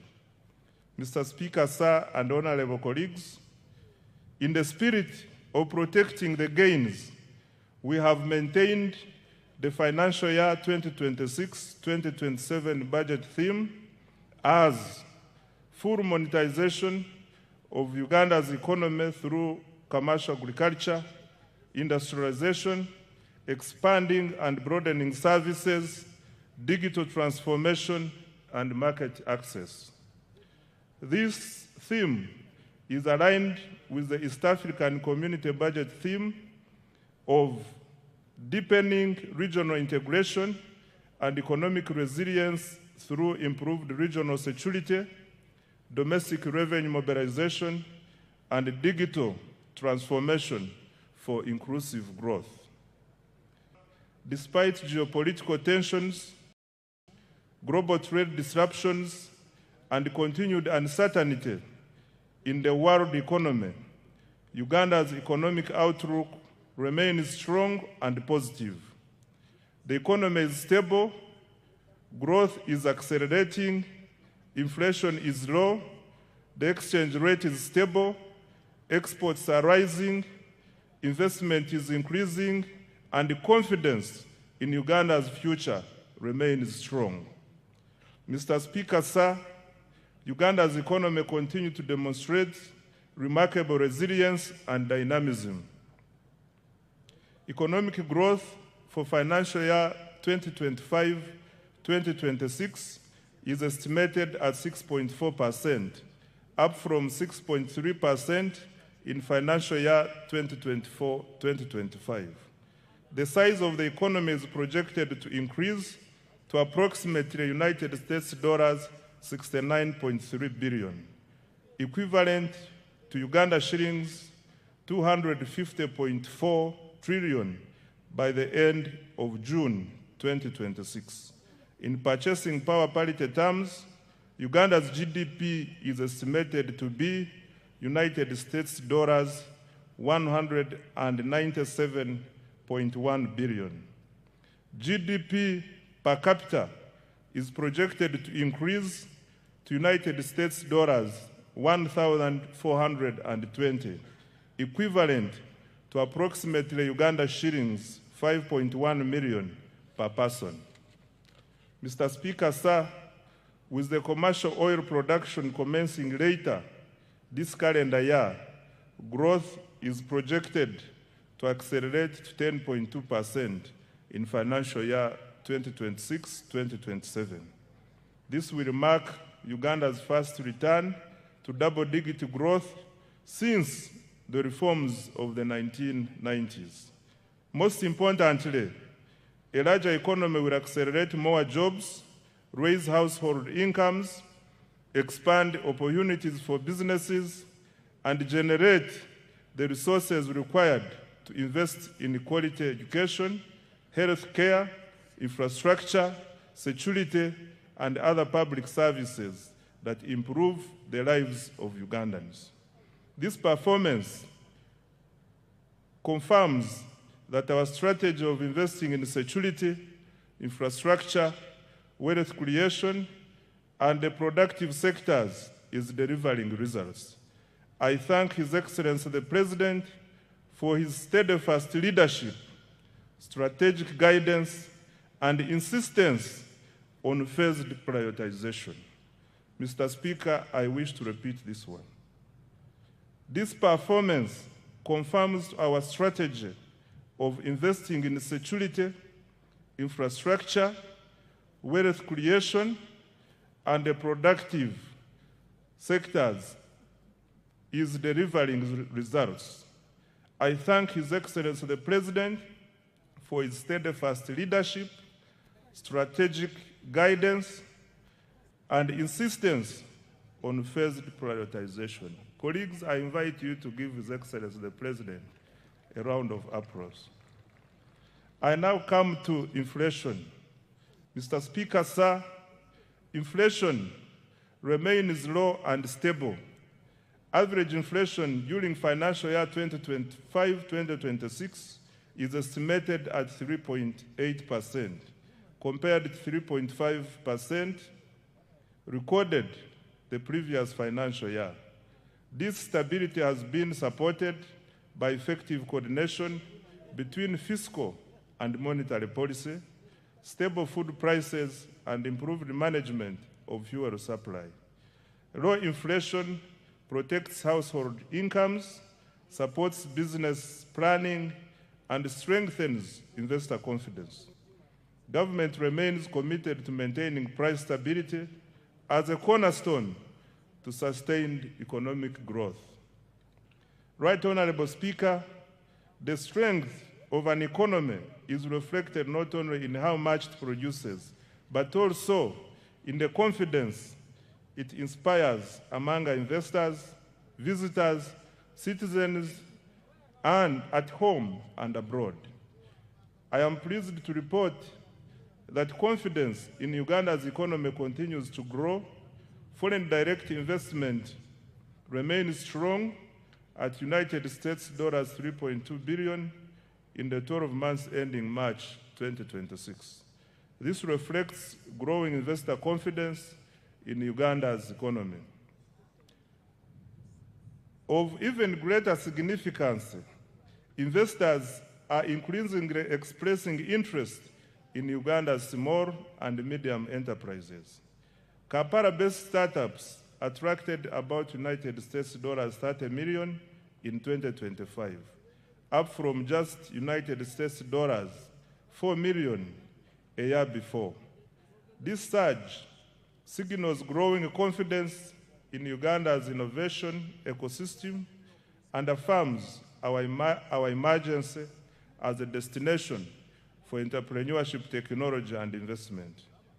Mr. Speaker, remittances from Ugandans working abroad have significantly increased to $2.8 billion in the 12 months to March 2026 from $1.9 billion a year before. Remittances provide an important source of foreign exchange, investment, capital, and household income. Mr. Speaker, sir, tourism has fully recovered from the effects of the COVID-19 pandemic. Tourism receipts increased to United States dollars 1.86 billion in 2025, compared to United States dollars 1.4 billion in 2018-2019, before the COVID pandemic.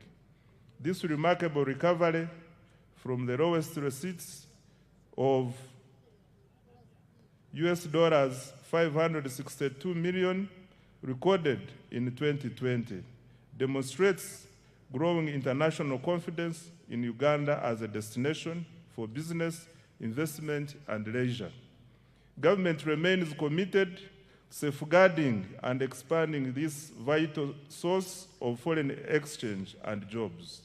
By increasing investment in tourism infrastructure, the sector, security, and our missions abroad to effectively advance economic and commercial diplomacy. Mr. Speaker, sir, the Uganda shilling remains one of Africa's best performing freely floating currencies.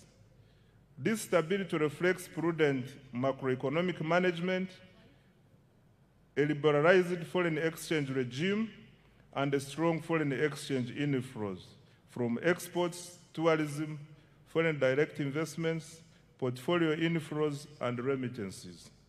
As a result, Uganda's foreign exchange reserves are now at United States dollars 6 billion. In the 12 months to March 2026, up from United States dollars 3.6 billion a year before.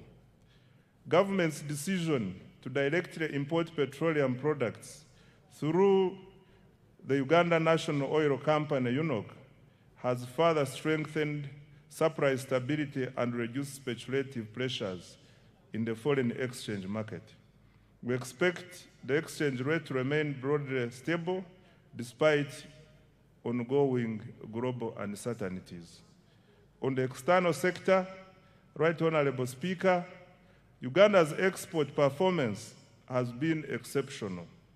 Over the last 5 years, exports of goods and services have increased by approximately 204%.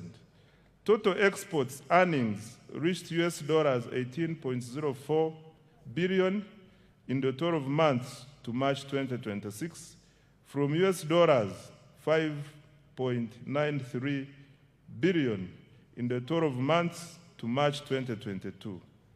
The leading exports include gold, coffee, cocoa, fish products, steel products, sugar, and a growing range of manufactured goods.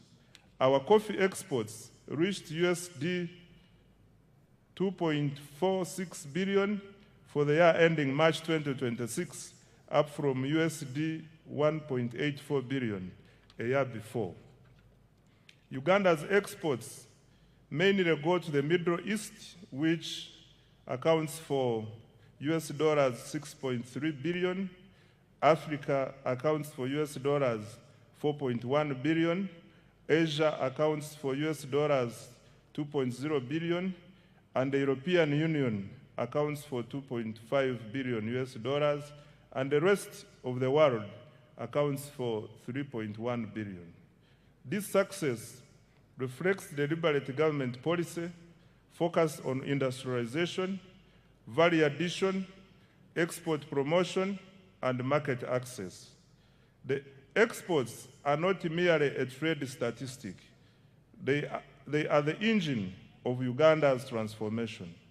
They generate foreign exchange, they create jobs, they support enterprise growth, and they strengthen economic resilience. As a result of strong export performance, remittances, and investment inflows, Uganda recorded a balance of payment surplus of United States dollars $2.47 billion, 12 months to March 2026, the highest in 15 years.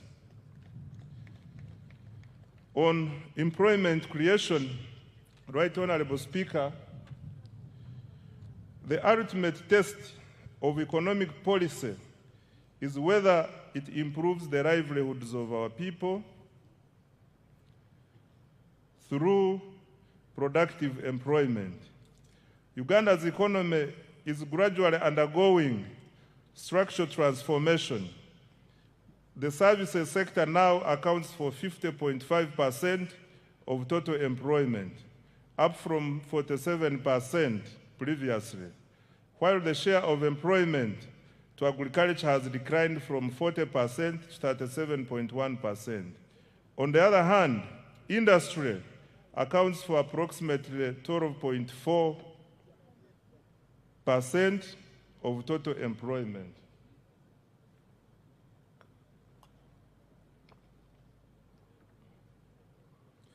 These shifts are good and are consistent with the structural transformation experienced by today's rich economies, which moved from raw to higher productivity sectors. Mr. Speaker, sir, the capacity of our economy to generate formal employment continues to improve. Employment in private formal establishments has increased by 245%, from approximately 672,300 workers in financial year 2016-2017 to over 2,319,683 workers in financial year 2024-2025. This is in addition to the 503,738 public sector jobs and 10,513,14 informal jobs reported in April 2026. This growth in jobs confirms that Uganda's economy is not only growing, but also creating productive jobs for Ugandans. This is on account of deliberate government interventions to create jobs through industrialization and wealth creation. However, creating more productive jobs for our rapidly growing population remains an urgent economic priority. This is why government is investing in ATMs and enablers to create jobs at a scale, especially for young people. Going forward, every major intervention in the national budget will ultimately be judged by its contribution to jobs, incomes, and improved livelihoods. On fiscal performance, Mr. Speaker, sir, government's capacity to finance its development agenda using domestic resources continues to strengthen. This financial year, domestic revenue collections are projected at Uganda shillings 35.7 trillion, compared to Uganda shillings 32.3 trillion collected the previous financial year. Mr. Speaker, this financial year 2025-2026, domestic revenue from taxes, non-tax revenues, and local government revenues funded up to 80.9% of the total discretionary budget of Uganda shillings 44.1 trillion. The discretionary budget includes all funds allocated to implementing programs excluding debt and other government obligations. This represents significant progress towards fiscal self-reliance and reduced dependence on external financing. Mr. Speaker, sir, increasing domestic revenue is not merely a fiscal objective. It is a sovereignty objective. A country that finances its development from its own resources enjoys greater policy independence, resilience, and sustainability. Therefore, government will continue to strengthen domestic revenue in line with the domestic revenue mobilization strategy, while preserving incentives for investment, production, and enterprise growth. In financial year 2026-2027, domestic revenue is projected to increase to Uganda shillings 45.6 trillion from Uganda shillings 35.7 trillion in financial year 2025-2026, equivalent to 15.9% of GDP. The additional resources will support investments in the wealth creation, ATMs, and their enablers.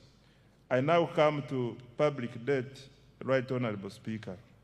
Mr. Speaker, as of December 2025, Uganda's total public debt stood at United States dollars 34.86 billion, equivalent to approximately Uganda shillings 126.19 trillion. Of this, external debt amounted to US dollars 15.84 billion, while domestic debt was United States dollars 19.02 billion. This translates into a debt to GDP ratio of approximately 53.0%. Mr. Speaker, public debt should always be assessed alongside the assets it finances and the economic returns it generates. Over the past 10 years, Uganda's debt has financed strategic investments that are transforming the productive capacity of our economy. These investments include, number one, integrated transport infrastructure, which accounts for 31.1% of the debt. Number two, electricity infrastructure, which accounts for 19.3%. Three, water infrastructure, which accounts for 10.3%. Four, agro-industrialization, which accounts for 9.2%. Five, education and health, which accounts for 7.7%. Six, housing and urban development, which accounts for 6.3%. Seven, industrial parks and industrial development, which accounts for 2%, and other investments such as national backbone infrastructure to extend internet, STI, and regional development, which accounts for 7.0%. Mr. Speaker, Uganda's public debt remains sustainable and is projected to stay so over the medium and the long term. Accountability for financial year 2025-2026 and priorities for financial year 2026-2027. Mr. Speaker, when the budget for financial year 2025-2026 was presented last year, government made several commitments aimed at accelerating monetization of the economy and implementing the tenfold growth strategy. The budget focused on three broad areas, namely, number one, wealth creation programs, two, strategic investments in the ATMs, and 3, investment in the key enablers of growth. I am pleased to report that substantial progress has been made in all the 3 areas above.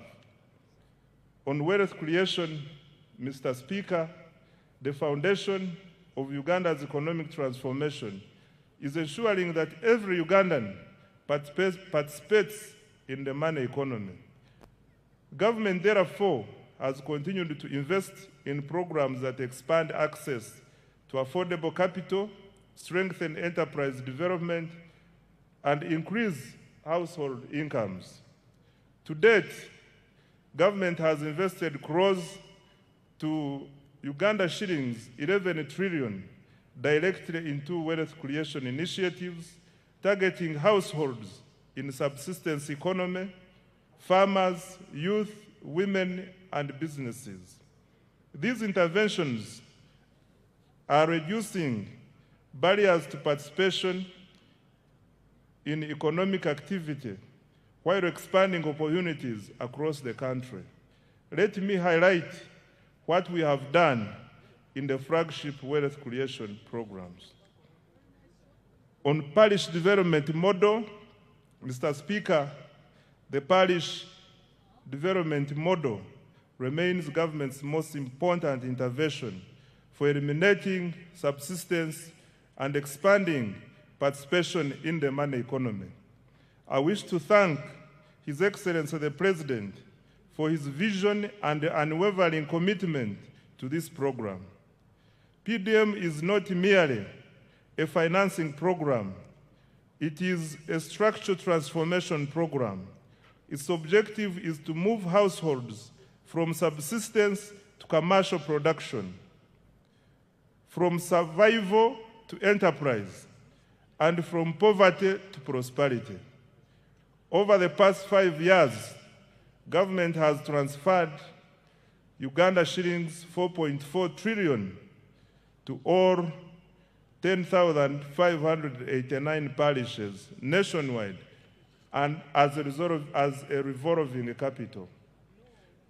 Ugandans who were previously outside the money economy are now engaged in money-making enterprises. By the end of this month, PDM funds will have reached over 4 million beneficiaries.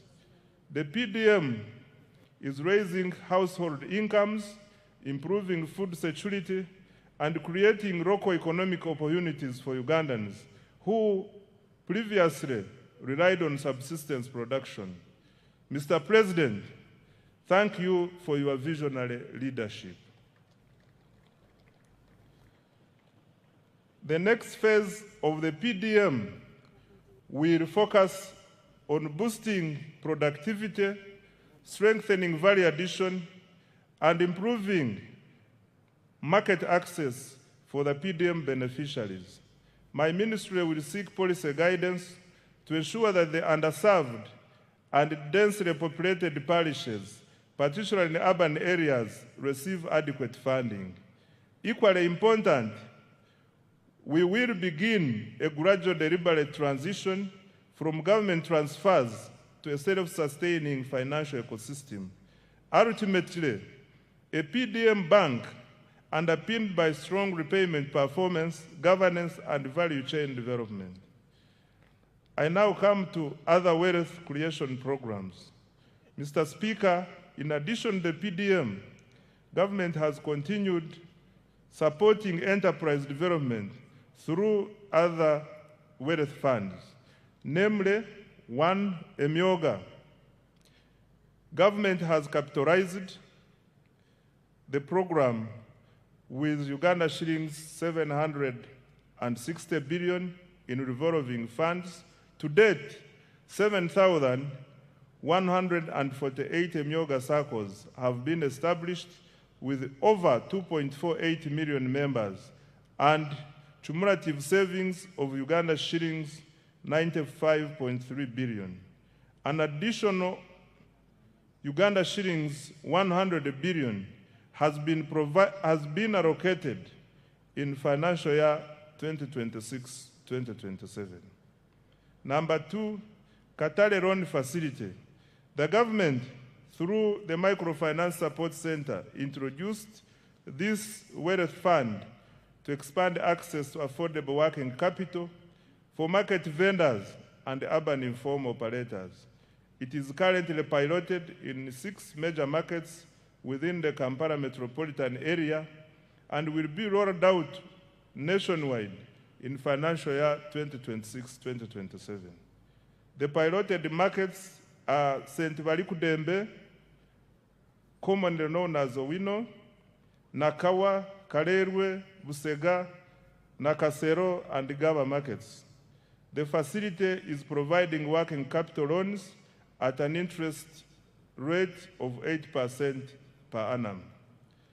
3, the Small Business Fund. This fund, initially called the Small Business Recovery Fund, was established in 2021 to help small businesses affected by COVID-19 to recover. The fund has disbursed over Uganda shillings 82.1 billion to more than 4,031 small and medium enterprises. It provides affordable financing of up to Uganda shillings 500 million at a 10% interest rate to formal enterprises employing at least 2 people. 4 is the Agricultural Credit Facility. Government has invested a total of Uganda shillings 371.7 billion in the facility as a co-financing with participating financial institutions. The facility has cumulatively disbursed Uganda shillings 1.35 trillion to more than 14,000 beneficiaries. In financial year 2026-2027, an additional Uganda shillings 47.68 billion has been allocated to further capitalize the facility. 5, large-scale commercial farmers financing scheme. In financial year 2025-2026, Uganda shillings 41 billion was provided for interest payments on behalf of the large-scale farmers cultivating over 50 acres of grain and animal feeds. This support has so far enabled 186 farmers to access a total of Uganda shillings 169.1 billion from government-owned commercial banks. The farmers are expected to repay the principal while government pays the interest on their behalf. An additional 41 billion Uganda shillings has been allocated for financial year 2026-2027. 6, Uganda Development Bank. Government has cumulatively capitalized Uganda Development Bank with shillings 1.6 trillion to provide long-term patient capital to strategic sectors vital for industrialization and value addition. The bank has extended over Uganda shillings 2.45 trillion in financing to more than 600 businesses across agriculture, manufacturing, tourism, construction, and services. An additional Uganda shillings 442.2 billion has been allocated in financial year 2026-2027 to further capitalize Uganda Development Bank. 7, Grow and other women funds. Through the World Bank financed Grow project, Uganda shillings 133.14 billion in soft loans has been extended to 6,000 transition from informality. This complements Uganda shillings 153.6 $1.5 billion previously disbursed under the Uganda Women Entrepreneurship Program WEP, which has benefited 244,805 women. 8 youth empowerment programs. The Youth Livelihood Program has financed 24,859 projects, benefiting 275,034 youth at a cost of Uganda shillings 195.4 billion, while 57,849 youth have benefited from the Youth Venture Capital Fund. Number 9 is the revolving fund for the creative artists. Government has provided Uganda shillings 33 billion to establish a revolving fund for musicians and other creatives to promote enterprise growth and job creation. 10, support teachers' circles. Government released Uganda shillings 20 billion to private teachers' unions to strengthen teachers' welfare through improved access to affordable credit. This is in addition to the earlier Uganda shillings 25 billion that was provided to Walimu Sacco umbrella structures. Mr. Speaker, sir, these wealth creation interventions have expanded access to affordable capital, strengthened enterprise growth, and created jobs. In financial year 2026-2027, government has allocated an additional Uganda shillings 2.49 trillion in wealth creation programs to accelerate monetization of the economy and expand wealth creation. I now come to accelerating tenfold growth through the ATMs. Mr. Speaker, having expanded access to capital through our wealth creation programs, government is now intensifying investment in the sectors that will drive Uganda's next phase of economic transformation. These sectors are collectively known as the ATMs, i.e. number 1, agro-industrialization, number 2, tourism development, 3, mineral-based industrial development, including oil and gas, and 4, science, technology, and innovations, including ICT and the creative arts. These sectors are deliberately selected because they represent Uganda's strongest comparative advantages and possesses the greatest potential to generate exports, jobs, incomes, and investment. Together, they form the engine of the tenfold growth strategy. The objective is simple: to convert Uganda's natural resources, human capital, and innovation into wealth, jobs, and prosperity. And I would like now to detail each. Under agro-industrialization, Mr. Speaker, agriculture remains the backbone of Uganda's economy. It employs millions of Ugandans, supplies raw materials to industry, produces exports, and sustains livelihoods across the country. However, Uganda's future prosperity will not come from producing more raw commodities alone. It will come from increasing productivity, expanding value addition, strengthening agro-processing, and improving market access. Government, therefore, continues to invest strategically across the entire agricultural value chain. Mr. Speaker, agricultural transformation begins with science. This year, government made significant advances in agriculture research and genetics.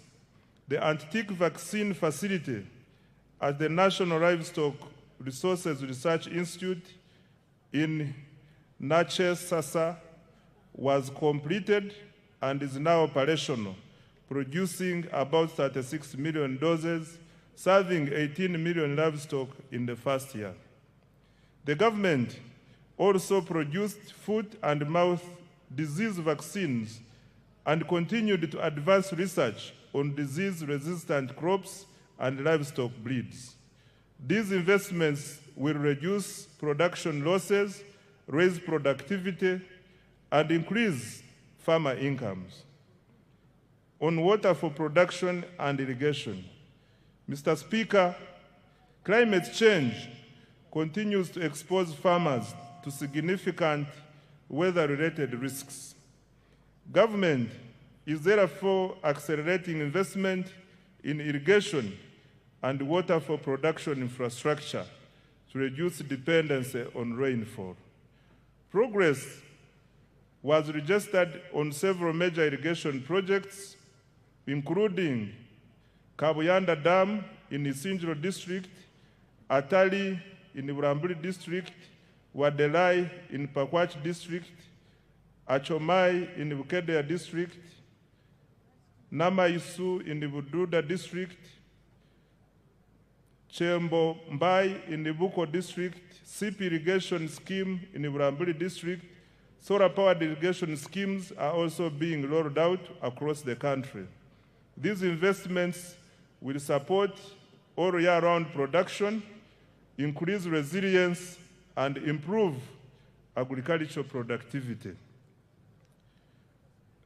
On mechanization and animal health, Mr. Speaker, government continued developing regional agricultural mechanization centers and animal disease control centers to improve efficiency and productivity in the agricultural sector. Progress was registered in Chiruhura, Mbale, Chijandongo, Bunyangabo, Nakaseke, Katine, and several other districts. These facilities are improving access to modern agricultural equipment, veterinary services, and disease surveillance systems. On expanding commercial coffee production, Mr. Speaker, sir, coffee remains one of the Uganda's most important export commodities. Government has therefore expanded coffee cultivation into northern and eastern Uganda. During the year, 2 coffee mother gardens were established and over 1.4 million coffee seedlings distributed to 7,532 farmers in northern Uganda. This intervention will broaden participation in one of the Uganda's most profitable agricultural value chains. Financial year 2026-2027 priorities for agro-industrialization. Mr. Speaker, a total of Uganda shillings 2.26 trillion has been allocated to the agro-industrialization program in financial year 2026-2027. This is the highest allocation ever to this program. Priority interventions include 1, agricultural research and innovation, including funding for antique vaccine commercialization. 2, irrigation and water for production. 3, extension services, more extension workers and their facilitation to reach farmers. 4, provision of good quality agricultural input. 5, post-harvest handling and storage. 6, agro-processing and value addition. 7, quality assurance and certification. And 8, expanding market access. The objective is to move Uganda from exporting low commodities to value addition agricultural products. On tourism development, Mr. Speaker, sir, tourism is one of Uganda's most powerful export industries. It generates foreign exchange, it creates jobs, It supports thousands of enterprises and showcases Uganda to the world. The following achievements have been registered this financial year. Uganda's global tourism visibility is at an all-time high, driven by the aggressive destination marketing under the Explore Uganda, the Power of Africa brand, the country's growing international profile, and industry endorsements are evident in its recent global presence and awards. In the North America market, Uganda won the Best in Show Africa at the 2026 New York Travel and Adventure Show, bolstered by endorsements from the renowned travel journalists. In the Asian market, the country won the Best Exquisite Destination Award at the Outbound Travel Mart in Mumbai and gained strong visibility at the South Asia's leading travel and tourism exhibition in New Delhi. Mr. Speaker, government has intensified the international marketing of Destination Uganda through participation in major tourism exhibitions and targeted promotion campaigns in Europe, the United Kingdom, North America, Asia, East Africa, and North Africa. Government also leveraged high-profile platforms, including the Africa Cup of Nations AFCON 2025 tournament in Morocco and the 2025 World Travel Market in London, to showcase Uganda's tourism potential and attract visitors. In addition, Uganda successfully secured a bid to host 2 international conferences, further strengthening its position as a preferred destination for meetings, incentives, conferences, and exhibitions. Uganda also launched the economic and commercial diplomacy strategy as a key instrument for advancing Uganda's economic transformation. Under this strategy, Uganda missions abroad have been assigned clear performance targets focusing on 4 measurable economic outcomes, mainly tourism marketing, trade promotion, investment attraction, and diaspora mobilization. The economic and commercial diplomacy strategy is contributing to improved economic performance with increased international tourist arrivals and receipts, foreign direct investment inflows, and merchandise export earnings. Government will continue to leverage its missions abroad to market Uganda as a preferred tourism, conference, and investment destination, expand market access for Ugandan products, attract strategic investors, and mobilize the diaspora to support national development. On tourism infrastructure, Mr. Speaker, government continued to invest in tourism infrastructure and attractions. Progress was made in the development of museums and cultural heritage sites in Moroto and Dokoro. Investments are also underway in the Gwenzori Central Circuit Trail, Chitagata Hot Springs, and visitor of the Nile in Jinja, including an observatory deck and a modern restaurant. Government also established a new wildlife education center in Mbale. These investments are enhancing visitor experiences and strengthening Uganda's competitiveness as a tourism destination. In financial year 2026-2027, the priorities under tourism are the following. Mr. Speaker, the government has allocated Uganda shillings 567.32 billion to continue developing the tourism sector next financial year. The priority interventions will include: 1, branding and marketing of Uganda as a tourism and investment destination; 2, tourism infrastructure development. 3, construction of highway sanitation facilities and tourism site refreshment centers. 4, improving and enforcing hospitality standards and training. 5, conservation and wildlife protection to increase wildlife population across the national parks. 6, health tourism, and 7, economic and commercial diplomacy. I now come to mineral-based industrial development. Mr. Speaker, sir, Uganda is richly endowed with minerals. However, sustainable transformation will come not from extracting minerals, but from processing and adding value to them. Government strategy is therefore to transform mineral wealth into industrial wealth, and the following steps have been taken in that direction. 1, government intensified mineral exploration and quantification.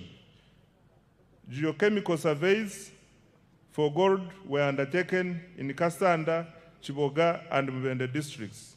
Exploration confirmed an estimated 300 million tons of iron ore in Kabale, Rubanda, Ruchiga, Chisoro, Kanungu, Chiruhura, and Hoima districts. Surveys of copper prospects were conducted at the Bukusu carbonatite complex, which also has the potential for rare earth elements, as well as at the Boma and the Gwensakara sites. Evaluation of uranium, manganese, lithium, and nickel deposits is also ongoing across the country. Number 2, to add value to Uganda's limestone, a new clinker factory was commissioned in Moroto district to produce inputs for cement production. The factory operates a 6,000 ton per day clinker production line with annual production capacity of 2 million tons of clinker and 3 million tons of cement. The project is expected to save the country up to US $260 million annually in clinker imports and create up to 4,000 jobs. Number 3, government continued to make substantial progress towards fast oil. Construction of the East African crude oil pipeline and the central processing facilities is at advanced stage and nearing completion. The Tilenga and Kingfisher upstream development projects also registered significant progress despite logistical challenges arising from the ongoing conflict in the Middle East. During the year, 51 additional wells were drilled, bringing the cumulative number to 199 wells, exceeding the 189 wells required for fast oil production later this year. 4, government completed the first phase of Kabalega International Airport, providing critical logistics, infrastructure to support oil and gas development, tourism, trade and investment in the Albertine region. Number 5, through the Uganda National Oil Company, government continued the bulk procurement of petroleum products. This has strengthened fuel security and ensured uninterrupted supply despite disruptions in global energy markets. Consequently, Uganda experienced minimal fuel price volatility compared to several countries in the region. 6, in addition, government through UNOC acquired a 20.15% stake in the Kenya Pipeline Company. This is a strategic investment to strengthen Uganda's energy security and enhance the reliability of fuel supply. Given that over 95% of Uganda's refined petroleum products are imported through the Kenyan corridor. This investment will help secure access to critical petroleum infrastructure and support more predictable fuel supply and pricing. Financial year 2026-2027 priorities for minerals and oil and gas. Mr. Speaker, sir, Uganda shillings 473.51 billion has been allocated for mineral-based industrial development, mining, and oil and gas. And the priority areas include, number one, continued mineral exploration, quantification, and certification. Number two, continued capitalization of the National Mining Company. 3, establishment of the mineral market and buying centers. 4, operationalization of ECOP. And 5, development of the oil refinery. I now come to science, technology, and innovations. Right Honorable Speaker, no country has achieved rapid economic transformation without innovation. Science, technology, and innovation, including ICT and the creative arts, are critical drivers of productivity, industrialization, and competitiveness. They provide the tools to modernize production, create high-value jobs, and expand Uganda's participation in the global knowledge economy. For Uganda to achieve a tenfold expansion of the economy, STI is going to be at the center of our development strategy. Mr. Speaker, commissioning the Chira vehicle plant in Ijinja marked a major milestone in Uganda's industrialization journey and demonstrates the country's growing technological capabilities. The plant has the capacity to produce up to 2,500 buses annually. Despite being in its early stages of operation, Chira Motors has already made bus sales worth Uganda shillings 21.6 billion and received orders for 450 buses from Uganda and the region. The quality and reliability of its products were further demonstrated through the successful PAR to Cape electric expedition, during which the Kayora electric bus traversed more than 13,000 kilometers across Africa. Mr. Speaker, to date, more than 25,000 electric vehicles, including buses, motorcycles, and bicycles, have been produced locally with up to 40% local content. In a further boost to the sector, solar power completed the construction of East Africa's first production-scale lithium-ion battery assembly plant in Uganda. This has strengthened domestic manufacturing capacity and positioned the country as a regional hub for electric mobility and clean energy technologies. On pharmaceuticals and biotechnology, Mr. Speaker, government continued to strengthen pharmaceutical manufacturing and biotechnology as part of the efforts to build a competitive pathogenic economy. Uganda is deliberately supporting the domestic production of medicines, vaccines, diagnostics, and other health products, while promoting research, innovation, import substitution, export growth, and resilience in the health sector. Significant progress was registered through strategic investments in and government procurement from local pharmaceutical and biotechnology companies, including Macrohim Scientifics, Day Pharma, Jena Herbal, and other emerging manufacturers. Macrohim Scientifics has established itself as a leading African manufacturer for rapid diagnostic kits, recording annual sales of approximately United States dollars 75 million from products used in the diagnosis of malaria, HIV/AIDS, and sickle cell diseases.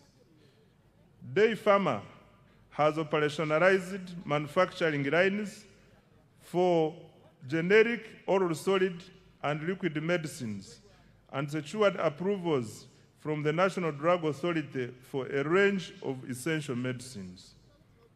Jenna Habo, the manufacturer of Covidex, has established a pharmaceutical manufacturing facility in Soroti, expanding Uganda's capacity to produce health products locally and strengthening the country's pharmaceutical value chain. These investments are improving health security, reducing imports, and creating high-value jobs.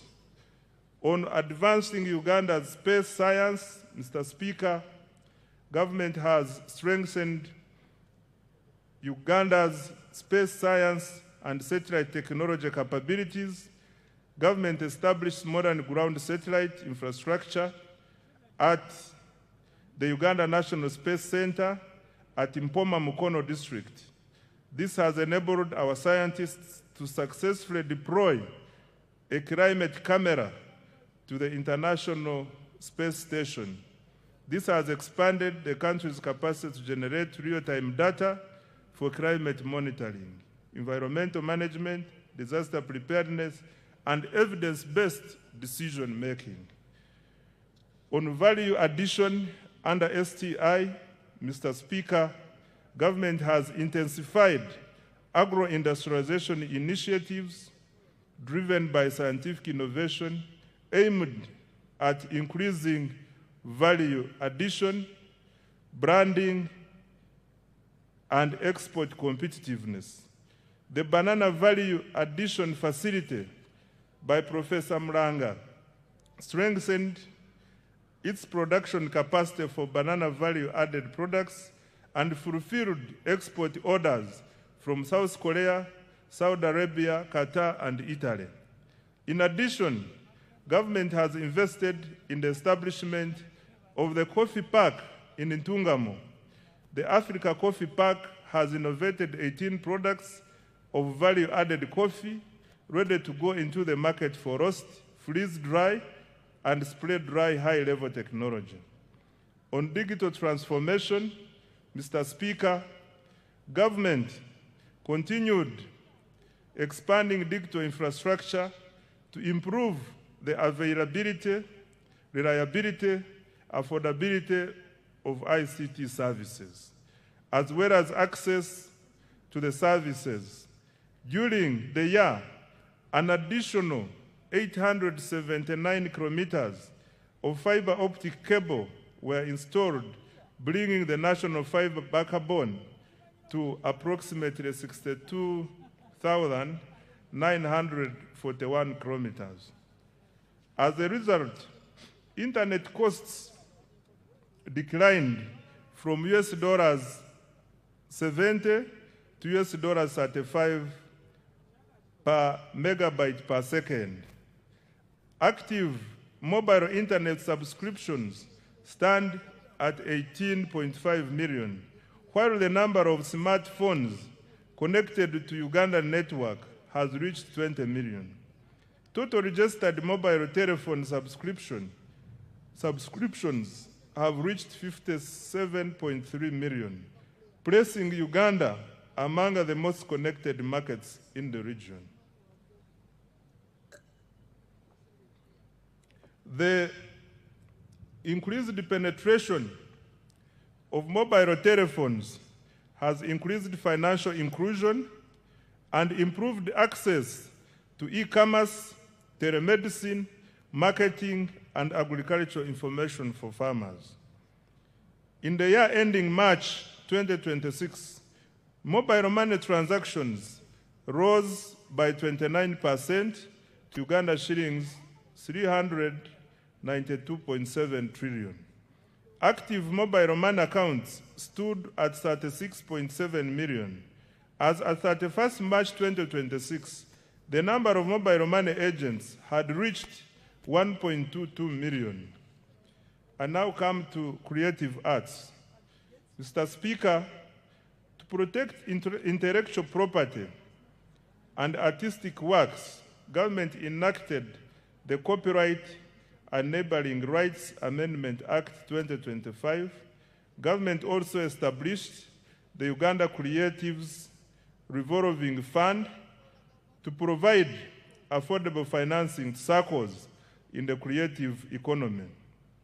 By December 2025, approximately Uganda shillings 18.99 billion had been disbursed to 50 circles of musicians, benefiting 3,047 individuals, of whom 62% are youth and 43% are women. Government is also finalizing the acquisition of a dedicated home for creative artists to serve as a common user facility for young talents to create wealth and jobs. The priorities for financial year 2026-2027 under STI, ICT, and creatives are the following. Mr. Speaker, Uganda shillings 1.140 trillion has been provided in the new budget for science, technology, innovation, ICT, and the creative industries. The priorities next financial year include: 1, commercialization of innovations, especially Chira, motor vehicles, coffee, dairy farmer, drugs, and vaccines, and banana products. Number 2, establishment of a high-tech city. 3, additional investment in science, research, and innovation. 4, expansion of digital infrastructure to increase coverage, reliability, and affordability of internet, government services, and e-commerce. 5, growth of business process outsourcing for job creation. 6, expanding the free-to-air TV signal. And 7, strengthening intellectual property protection. I now come to enablers. Mr. Speaker, government also continued to invest in the key enablers of socio-economic transformation in line with the NDP 4 and the 10-fold growth strategy.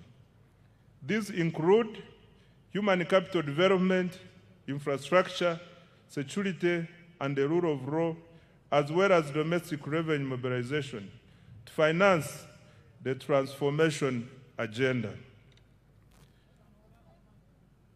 Under enabler number 1, which is peace, security, and rule of law, Mr. Speaker, peace, security, and rule of law are the foundations of development. Without peace, you cannot create prosperity. Without security and the rule of law, there is no investment. Without stability, there is no growth. Mr. Speaker, I wish to repeat this. Without peace, you cannot create prosperity. Without security and rule of law, there is no investment. Without stability, there is no growth. Government has continued to invest in security, justice, and governance institutions. This financial year, the following milestones have been achieved. 1, government continued strengthening security infrastructure, intelligence services, and operational capacity while improving the welfare of our security personnel in the UPDF, police, prisons, and intelligence services. 2, Uganda remains one of the region's most stable countries. Despite being an election year, reported crimes fell by 10.2% from 218,715 cases in 2024 to 196,405 in 2025, reducing the crime rate from 502 to 427 per 1,000 people.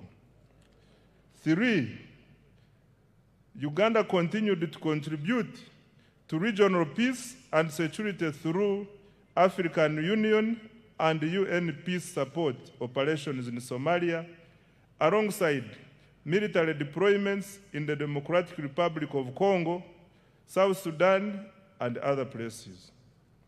Number 4, the 275-bed National Referral Military Hospital in Mbuya, Kampala, is now operational. It attends to an average of 150 patients per day for services including dialysis, dental care, physiotherapy, and ENT. Number 5, construction of the UPDF military headquarters in Mbuya is 70% complete. In addition, over 230 housing units and new administrative blocks for the Air Force and Marines are under construction to enhance personnel welfare and operational efficiency. Number 6, government provided over Uganda shillings 1.697 trillion to the relevant institutions to organize the recently concluded successful general elections. Number 7, mass enrollment and issuance of national identity cards progressed well. The total population identified with the National Identification Number NIN is 34.14 million, renewals 13.85 million, cards printed 14.67 million, and cards issued to the population 6.2 million. Beyond securing elections and supporting national security, the national ID has improved access to public services, broadened financial inclusion, and eased travel within the East African community. Number 8, cattle restocking has begun in Acholi, Lango, Teso, and Teso, targeting 16,000 households, each receiving 5 million to purchase 2 bulls and 3 heifers. To date, 2,000 households have been compensated. Financial year 2026-2027 priorities for security, governance, and rule of law are the following. Mr. Speaker, government has allocated Uganda shillings 10.21 trillion security, governance, and rule of law institutions for financial year 2026-2027, and the priority interventions include: 1, continued modernization, training, and welfare of the UPDF. 2, full equipping of the National Referral Military Hospital and completion of the UPDF headquarters. 3, strengthening of broader security, counter-terrorism, and regional peace support operations. 4, enhancing community policing, crime intelligence, forensics, and CCTV coverage. 5, cyber security and protection of critical national infrastructure. 6, improving immigration services, NIN/ID enrollment, and e-passport issuance. 7, fighting against corruption. 8, continued cattle restocking in the Acholi, Rango, Teso sub-regions. I now come to enabler number 2, which is infrastructure development. Mr. Speaker, sir, transport infrastructure is the bone marrow of the economy. It connects farmers to markets, workers to jobs, and industries to inputs, while linking exporters to regional and global markets. Electricity powers industrialization and drives economic transformation. In financial year 2025-2026, government achieved the following infrastructure development.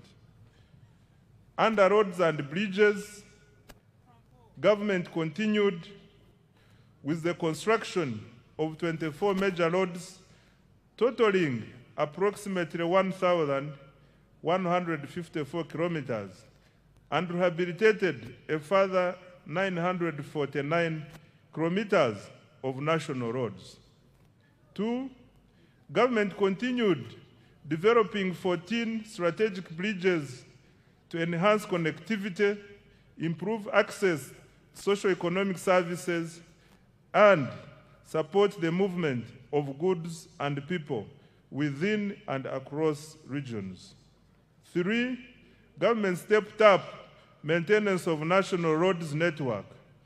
Over 7,400 kilometers of paved and 14,000 kilometers of unpaved roads were maintained through labor-based contracts, and a further 1,282 kilometers of paved and 3,146 kilometers of unpaved roads were looked after under routine mechanized maintenance.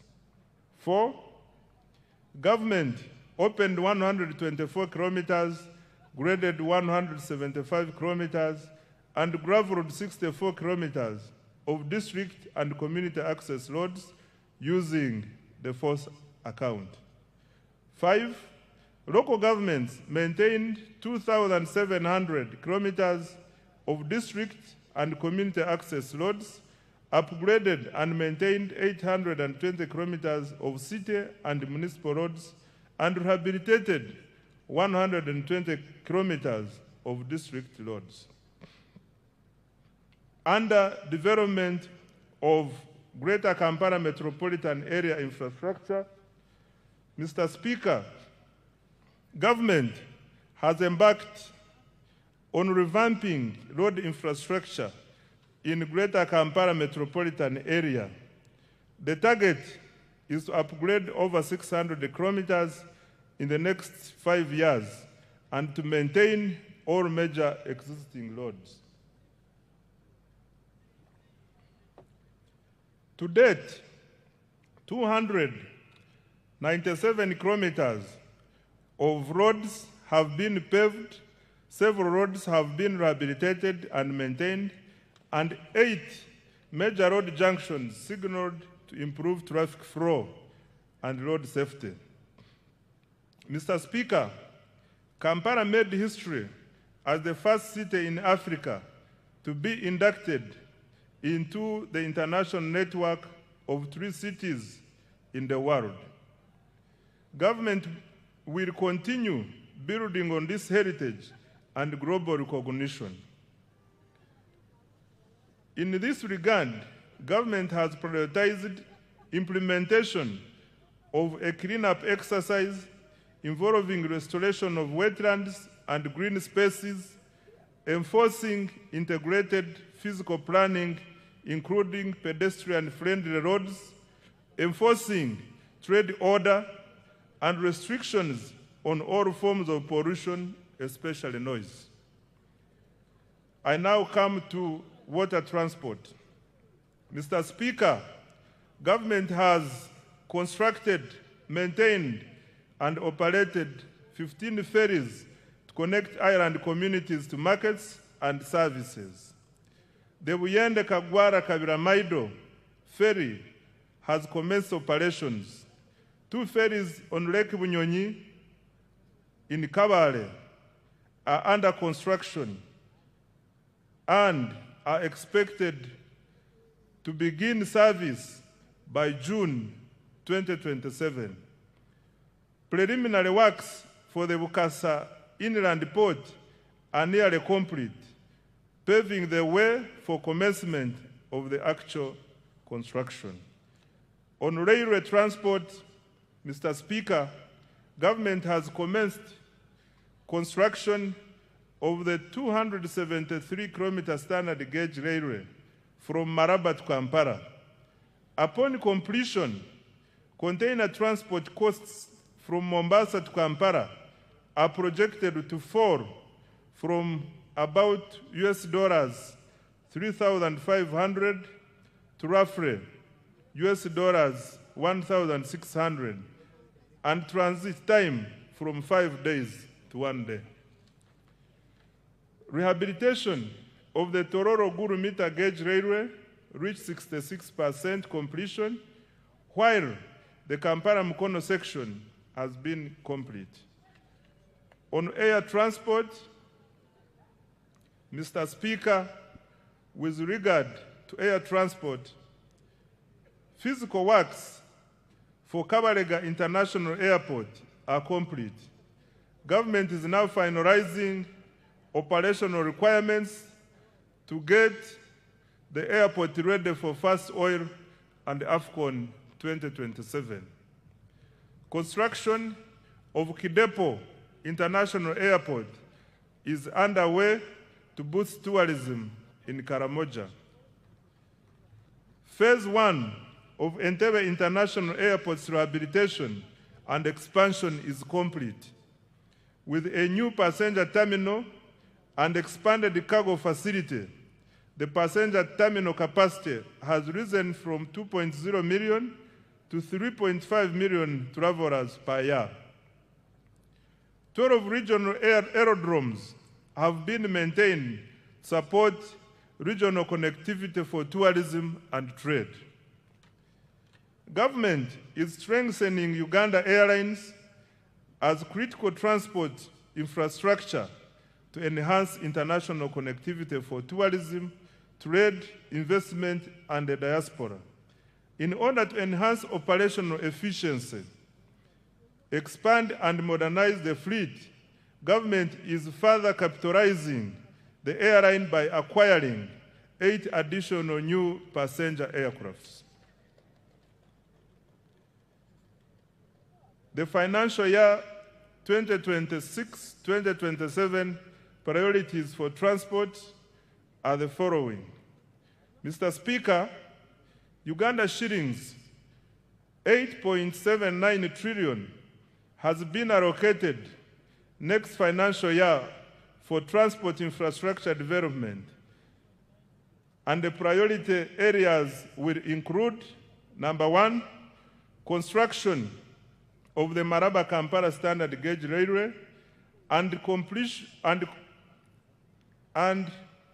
completion of rehabilitation of the meter gauge railway. Number 2, construction, upgrade, and maintenance of national, city, district, urban, and community access roads. Number 3, construction and maintenance of strategic bridges. 4, development of water transport systems such as ferries and ports. 5, operationalization of Kabalega International Airport and continued upgrade of regional aerodromes. And 6, expansion of the Uganda Airlines. I now come to the energy development. Mr. Speaker, sir, Reliable and affordable energy is essential for industrialization and socio-economic transformation. Government continues to invest heavily in electricity generation, transmission, and distribution infrastructure. In financial year 2025-2026, government achieved the following in energy development. 1, continued development of hydro, solar, and other energy projects, alongside preparatory work for future nuclear investments. Installed generation capacity now stands at 2,098 megawatts, and the government's medium to long-term target is 52,482 megawatts to support industrialization, urbanization, and economic growth. 2, continued expansion of energy transmission and distribution infrastructure. Completed and continued construction of multiple lines, including the Kore-Guru-Nebi-Arua line, 132 kV, the Kampala Metropolitan Transmission Line, 132 kV, including 2 associated mobile substations, Mirama, Kabale, 132 kV, Karuma Tororo, 400 kV, Tororo Resource, 400 kV, Mutundo Entebbe, 132 kV, and Lira Guru Agago, 132 kV. Good progress has also been made on substations serving industrial parks in Mbale, Kapeka, and the Kabalega Petrochemical Industrial Park. 3, the share of households in rural areas connected to grid electricity has nearly doubled in the 3 years, from 6.8% in financial year 2021-22 to 11.4% in financial year 2024-2025.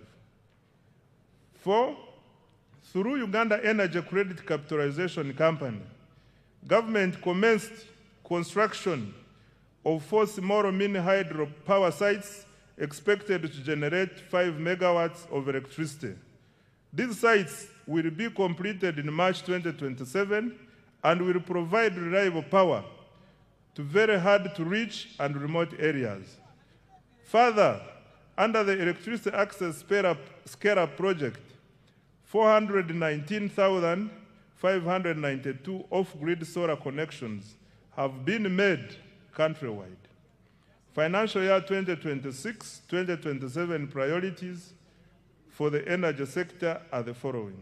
Mr. Speaker, government has allocated Uganda shillings 2.07 trillion to energy development, and the priority interventions include: 1, expansion of generation capacity by commencing the 380 megawatt Kiba hydroelectricity plant, a floating solar plant at Isimba, and 500 megawatts of utility-scale solar in the Eragon and Acholi regions.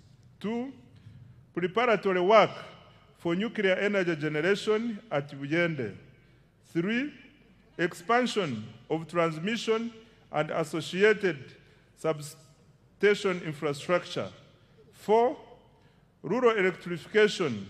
And 5, industrial power connections. I now come to investing in the people.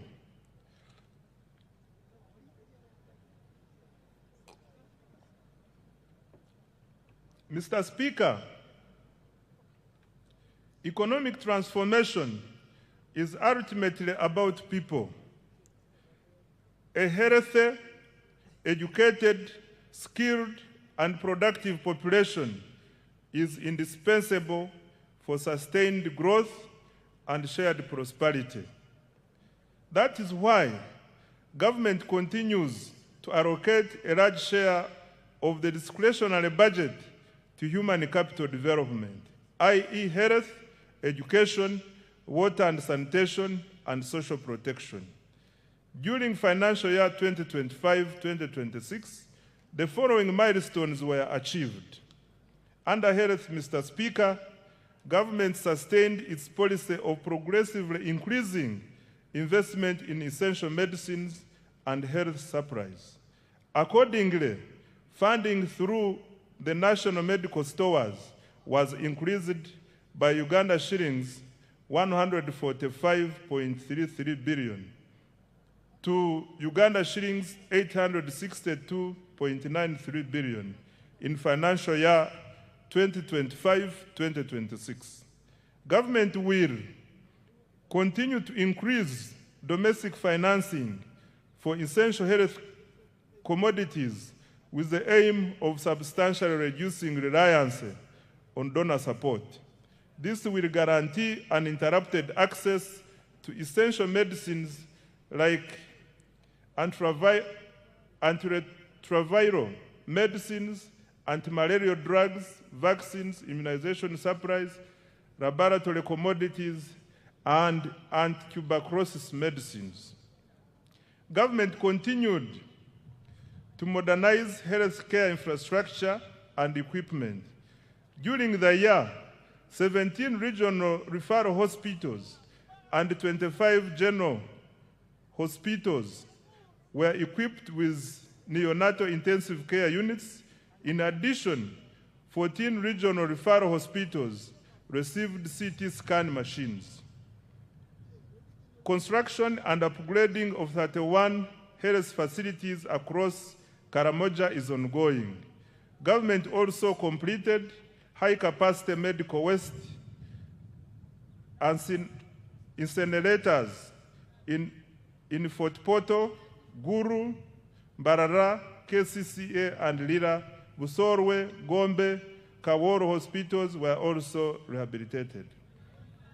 Right Honorable Speaker, government continued to promote preventive health care through immunization, disease prevention, and nutrition programs. Immunization coverage for children under 1 year reached 94%, while first dose measles, rubella coverage reached 93%. Government also conducted nationwide campaigns against malaria, HIV, AIDS, Ebola, cholera, and yellow fever, and promoted nutrition education for children, pregnant women, the elderly, and other vulnerable groups. Government also continued to expand specialized healthcare services in oncology, cardiology, and other fields, reducing the need for treatment abroad. The Uganda Heart Institute conducted 634 cardiac interventions, including open heart, closed heart, vascular, and catheterization procedures. In April 2026, the Uganda Cancer Institute successfully performed the country's first bone marrow transplant. Mr. Speaker, specialized healthcare services will be further strengthened by ongoing investments. The 250-bed capacity cardiac hospital in Naguru, Kampala is 44% complete and expected to be completed by June 2027. The International Specialized Hospital of Uganda at Lubowa is 75% complete and will be completed in December 2027. Mr. Speaker, I wish to repeat this one.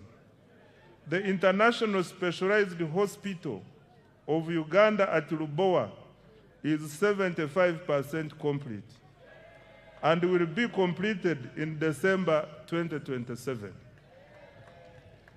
The first phase of the Nuclear Medicine Center for the cancer treatment is 95% complete with radiotherapy and advanced molecular imaging services. Phase 2 of the PET center is 10% complete. Regional cancer centers in Mbarara, Arua, and Mbale are under construction, while the Guru Center is fully operational. Other achievements in the health sector include: 1. Expansion of the national e-health digital infrastructure to support telemedicine, health information management, medicine tracking, and monitoring of health workers' performance. Number 2, strengthening the national ambulance and emergency care system through the deployment of additional ambulances. Mr. Speaker, the priorities under the health sector for financial year 2026-2027 are the following. Government has allocated Uganda shillings 5.23 trillion for the health sector in financial year 2026-2027. The funding will focus on number 1, maternal and child health, 2, nutrition improvement, 3, expanded immunization, 4, prevention and treatment of non-communicable diseases, 5, provision of essential medicines, 6, strengthening specialized healthcare services, 7, improving emergency response systems, 8, exploring feasible pathways towards universal health coverage. I now come to water and sanitation. Mr. Speaker, access to clean and safe water remains fundamental to public health, human dignity, and economic productivity. Government has therefore continued investing heavily in water supply and sanitation infrastructure across the country. Access to improved water sources continues to expand, with 71% of households now having access. Coverage stands at 68% in rural areas and 74.5% in urban areas. Mr. Speaker, during financial year 2025-2026, safe water access was extended to 553 villages. Over 200 large solar-powered water and sanitation systems, several public sanitation facilities, and fecal sludge treatment plants were completed in several districts. In addition, a number of urban water systems were expanded. Government has allocated Uganda shillings 1.013 trillion in financial year 2026-2027 to further expand access to safe water and sanitation services across the country. The objective is to ensure universal access to safe water and sanitation services. I now come to education, skills, and sports.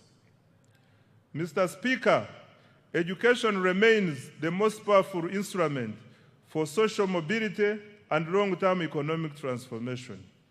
During the financial year 2025-2026, the following milestones have been achieved in the education sector. 1, in order to expand access to education, government continued financing universal primary education, UPE, and universal secondary education, USE. Approximately 9.52 million learners benefited from UPE, while about 995,116 learners benefited from universal secondary education and universal post-O-level education and training. 2, government completed construction of 90 additional seed secondary schools, expanded 54 existing schools, and operationalized 259 seed schools. 3, in preparation for AFCON 2027, Hoima Stadium has been completed. Upgrades to Nambole Stadium are progressing well, and other required tournament facilities remain on schedule. Further construction of Akibwa Stadium is on schedule. Number 4, government has intensified investment in STEM, technical and vocational education, industry-linked skills development, and digital literacy. In financial year 2026-2027, priorities for education, skills, and sports, Mr. Speaker, are the following. Next year, government has allocated Uganda shillings 6.66 trillion to further improve education of Ugandans. Priorities will include: number 1, access to quality UPE and USE. Number 2, strengthening STEM and vocational education. 3, improving teacher welfare and training with emphasis on pre-primary teachers. 4, curriculum reform. 5, strengthening public universities and research institutions. And 6, completing critical sports infrastructure for AFCON 2027.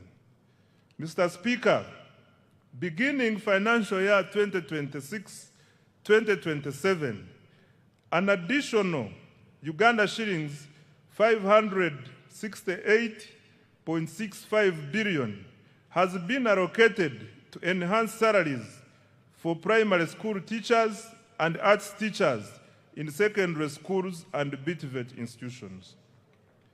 I now come to social protection and inclusive development. Mr. Speaker, the NRM government has over the years ensured economic growth is inclusive. Government continues implementing targeted programs aimed at supporting vulnerable groups and expanding economic participation.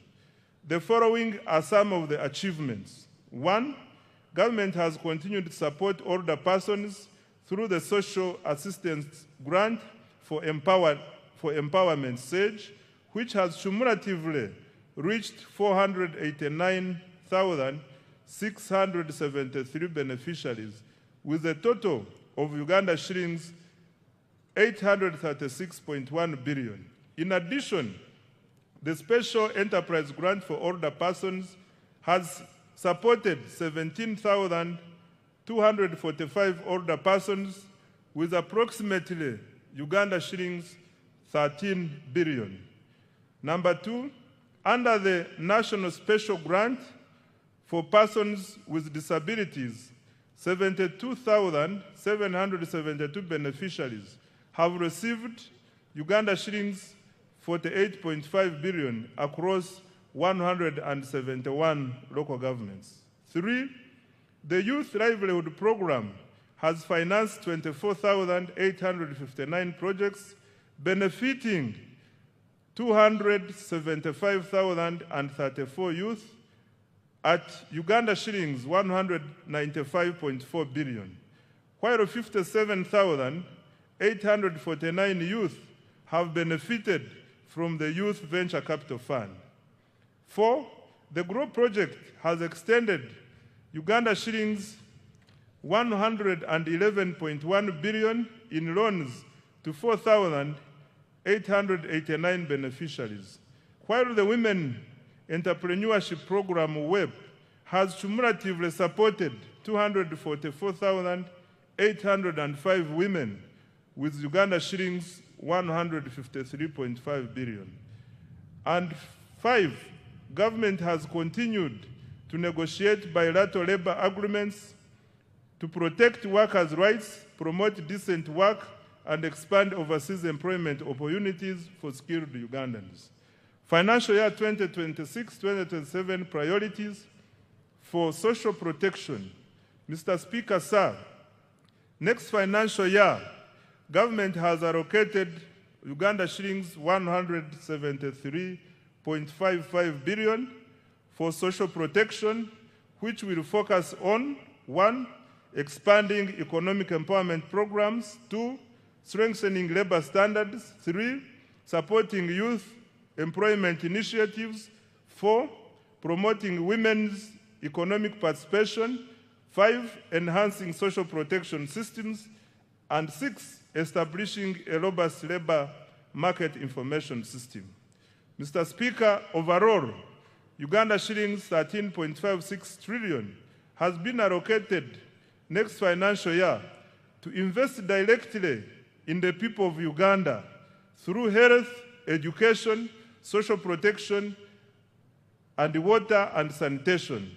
This investment reflects government's conviction that people are Uganda's greatest asset.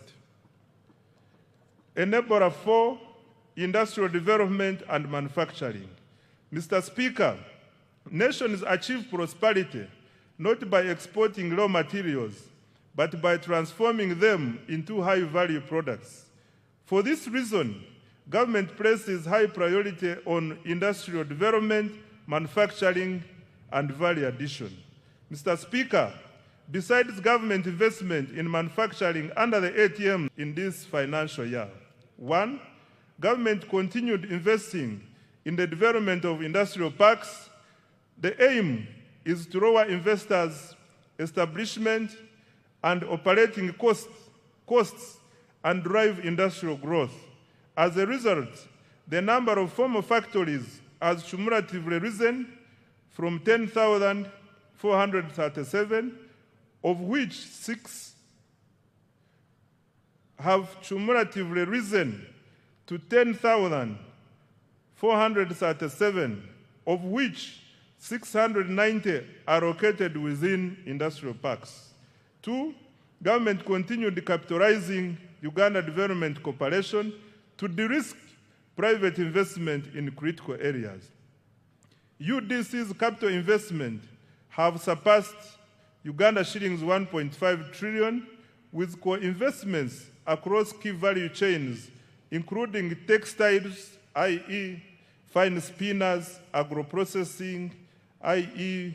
Biyinzika Enterprises Limited, and Bukona Agro-Processing, and pharmaceuticals, East African Medical Vitals Sanga, Vetchem Limited, and Alphasan Uganda Limited. 3, government through UDC also invested in the local construction sector. UDC invested in Abubakar Technical Services, the Ugandan firm delivering key national roads, including Busunju-Chiboga-Hoima, 145 kilometers, and Matugasemu-Tokapeka, 41 kilometers, among others. UDC also invested in ETAT's construction company, currently constructing the Bujiri-Namutumba Road, 24 kilometers, and the Buwenge-Kaliro Road, 48 kilometers, among others. 4, government completed the special economic zone at Entebbe International Airport to promote high-value exports. Several firms, particularly in the fresh produce exports and light manufacturing, are setting up operations. 5, continued expansion of presidential zonal hubs, which are tackling youth unemployment by providing practical industrial and vocational skills. To date, 82,790 youth have been trained, and the number of hubs has grown to 28 nationwide. Mr. President, I thank you so much for this initiative. Financial year 2026-2027 priorities for manufacturing and industrial development. Mr. Speaker, government has allocated Uganda shillings 1.03 trillion to the manufacturing program for financial year 2026-2027. Priority interventions include 1, additional capitalization of UDC to drive industrial development, 2, industrial infrastructure development, particularly industrial parks, including new fully serviced plug and play parks. 3, value addition to agricultural raw materials and minerals. 4, supporting market access for Ugandan manufactured products. 5, strengthening the functionality of special economic zones. And 6, industrial research, including the establishment of regional industrial incubation hubs. Under market access for wealth creators, Mr. Speaker, wealth creators need access to both domestic and export markets. Expanding the domestic market requires higher household incomes and increased purchasing power to stimulate demand for locally produced goods and services. Export growth, on the other hand, requires deeper regional integration to access larger markets within the East African Community, COMESA, and the African Continental Free Trade Area.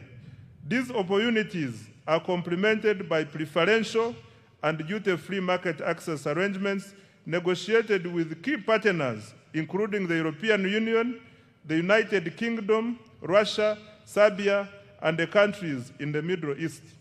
To expand both domestic and export markets, government will continue investing in standards, quality assurance, certification, and market intelligence to enhance the competitiveness of Ugandan products and services. To this end, government has so far implemented the following. Number 1, strengthen certification services to enhance efficiency.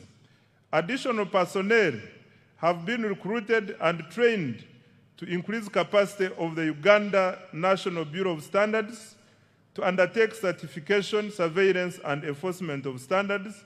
Following automation, the turnaround time for import inspection reduced from 3 weeks to 4 hours. Production testing reduced from 30 days to 14 days. And product certification reduced from 180 days to 45 days. 2, decentralization and modernized certification services to enhance access. Construction and equipping of engineering testing laboratories is ongoing and expected to be completed by September 2026. Government also commenced construction of regional laboratories in Mbale, Guru, and Mbarara. 3, developed 450 standards for products and services and issued permits to 4,500 products. 4, trained 750 micro, small, and medium enterprises in value addition and processing and certified 750 products. 5, completed construction and equipping of an international accredited national meteorology laboratory at Uganda National Bureau of Standards. The laboratory is being used to calibrate equipment used in the National Food Safety Laboratory and other agro-food processing laboratories and industries. 6, commenced operations of the Petroleum Laboratory in January 2026. Over 40 product samples of petroleum products have since been tested. Mr. Speaker, priority interventions for financial year 2026-27 include 1, development of quality assurance infrastructure, the Euro 163.56 million enhancement agricultural production, quality and standards for market access project. 2, strengthening the capacity for development of standards and certification of products and services. 3, completing construction and equipping of the engineering laboratory and continuing construction of regional laboratories. And 4, accrediting private laboratories to increase access. I now come to environmental protection and disaster management. Mr. Speaker, sustainable management and use of natural resources, land, water, and environment, as well as effective response to climate change, are essential for boosting productivity and value addition. To cushion Ugandans and our economy from climate shocks, government invested Uganda shillings 9.6 billion this financial year in early warning systems, hazard mitigation, and emergency relief items for affected households. Government also invested heavily in water for production facilities to protect our farmers during drought. Mr. Speaker, sir, in order to protect and restore wetlands, government undertook the demarcation of 104 kilometers of wetland boundaries and restored 15,000 hectares of degraded wetlands. A total of 8,319 hectares of graded Central Forest reserves were demarcated alongside 404 kilometers of forest boundaries to enhance the protection and management of forest resources. Mr. Speaker, the safeguard of our environment and adapt to climate change, government has, Mr. Speaker, to safeguard our environment and adapt to climate change, government has allocated Uganda shillings 494.08 billion next financial year. These funds will protect 1.26 million hectares of forest reserves and wetlands, restore 10,000 hectares of degraded wetlands, and demarcate critical river banks and lake shores, particularly along the Nile. We will also upgrade meteorological services and early warning systems to deliver accurate forecasts for agriculture, aviation, and climate monitoring. In addition, Uganda shillings 361.88 billion has been allocated to the contingency fund to strengthen our national disaster response next financial year. I now come to administration of justice. Mr. Speaker, under the administration of justice program, the following achievements were recorded.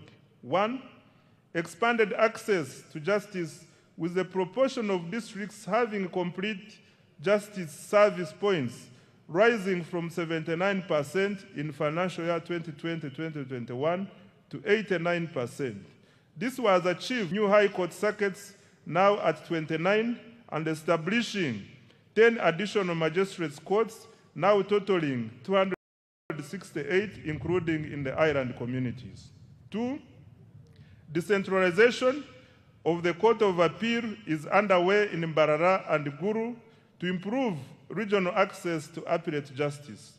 3, judicial capacity has been strengthened with the appointment of additional justices of the Court of Appeal, now 20, and High Court, now 88, along with more magistrates to reduce case backlog and serve high-demand areas.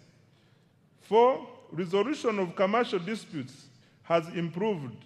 Between 2023 and 2025, the judiciary disposed of 38,102 commercial and land cases worth Uganda shillings 14.47 trillion, unlocking capital and boosting economic activity and investment. Promotion of alternative dispute resolution has been scaled up, resolving over 8,000 cases in financial year 2025-2026. Alongside nearly 25,000 small claims matters worth Uganda shillings 19.5 billion. 6, mobile courts have been deployed to hard-to-reach and refugee hosting areas, bringing hearings into communities to accelerate case resolution and improved access to justice. In financial year 2026-2027, priorities for administration of justice, Mr. Speaker, are the following. Uganda shillings 665.55 billion has been allocated under this program for financial year 2026-2027 to number 1, expand access to justice and further decentralize appellate services. 2, recruit and deploy judicial officers. 3, reduce case backlog through alternative dispute resolution and mobile courts. 4, digitize courts, case management and e-filing. 5, strengthen prosecution, forensic services, and anti-corruption efforts. And 6, upgrade court infrastructure and circuit operations. I now come to legislation and oversight.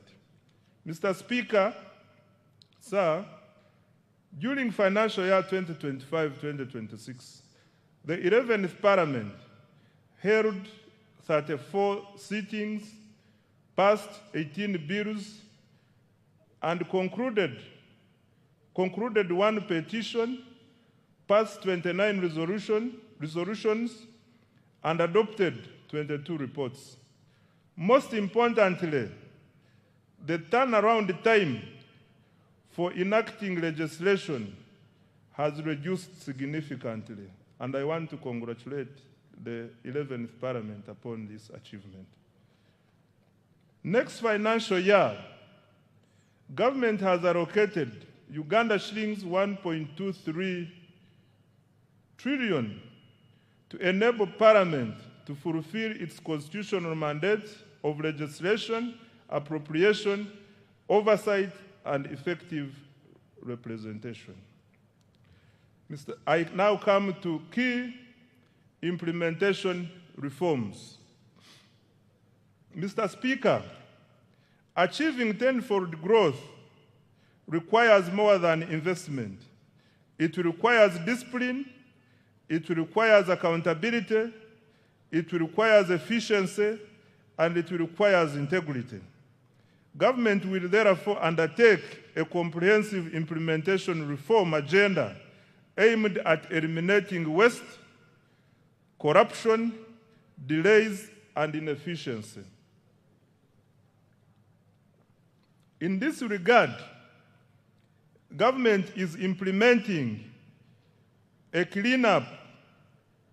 This means enforcement of the laws and regulations to ensure institutional effectiveness, leading to improved service delivery and public trust. The specific priorities in the cleanup include: 1, enforcement of budget discipline and accountability. In financial year 2026-2027, going forward, as part of the performance contracts, all accounting officers will sign a budget discipline and accountability charter, which provides for sanctions against breaches of accountability rules in planning, budgeting, and execution of public resources. 2, combating corruption through procurement reforms, digitization, strengthening internal controls and audits, and ensuring transparency to facilitate accountability. 3, continued enforcement of trade order and traffic discipline to promote safe, orderly, and livable cities and urban centers and improve the safety of public transport. 4, strengthening governance, oversight, and performance of state-owned enterprises. 5, strengthening allocative efficiency by prioritizing high-impact investments under the ATMs and the enablers, while eliminating wasteful expenditure.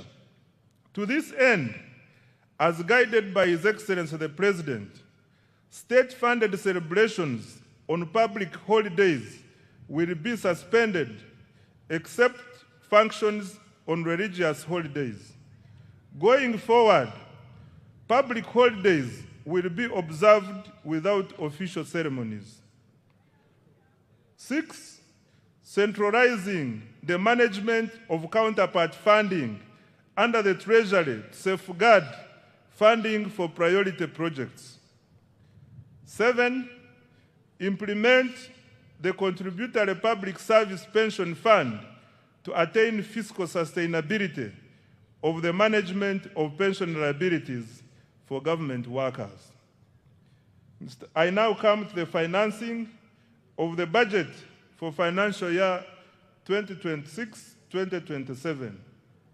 The financing strategy for financial year 2026-2027. Mr. Speaker, the financing strategy for financial year 2026-2027 seeks to create additional fiscal space to finance government priorities while maintaining debt sustainability.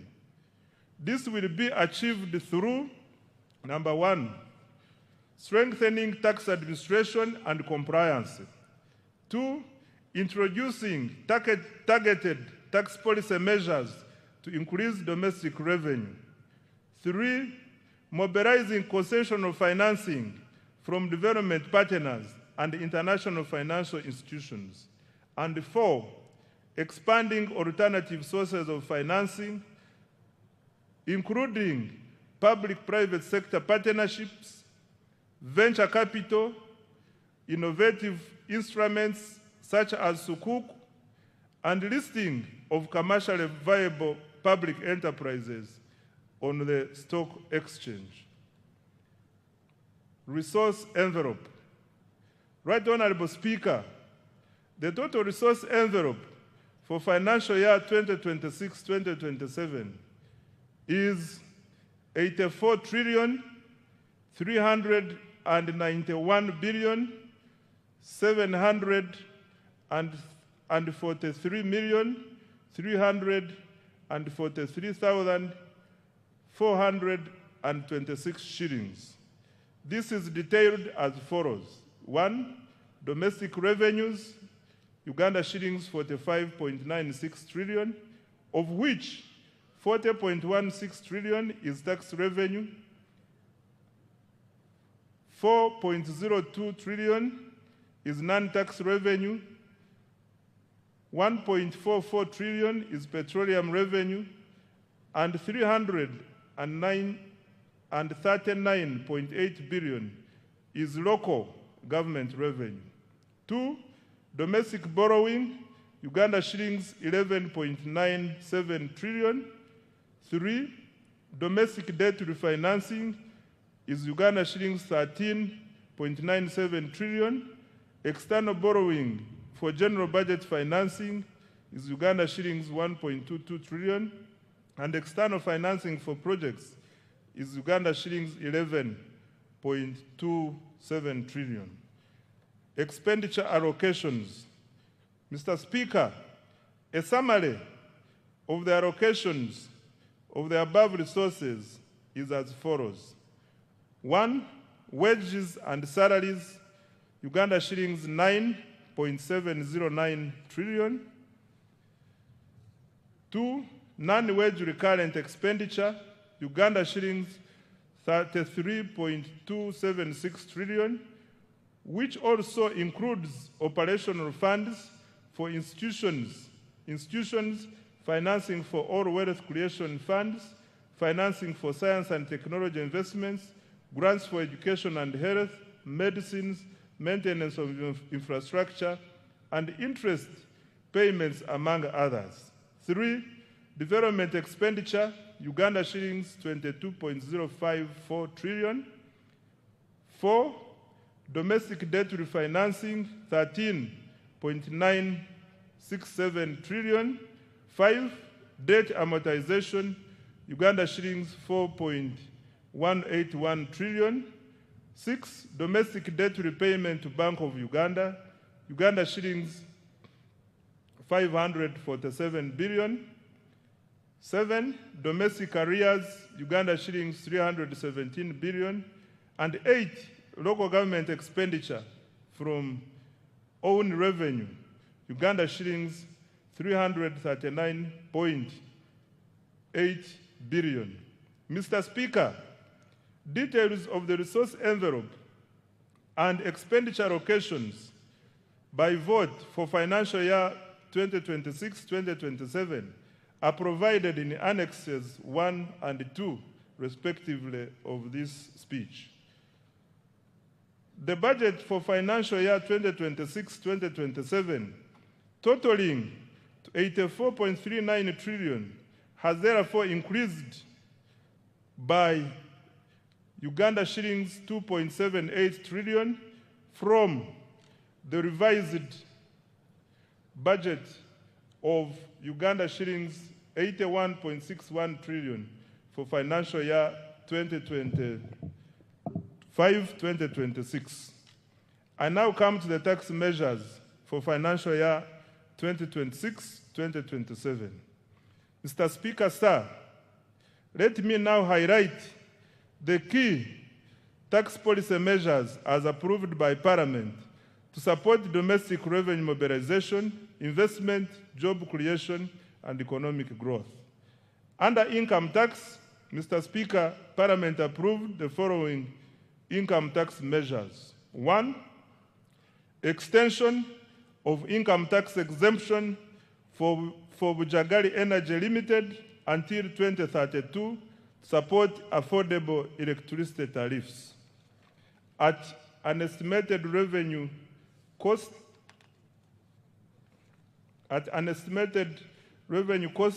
of Uganda shillings 115 billion per annum.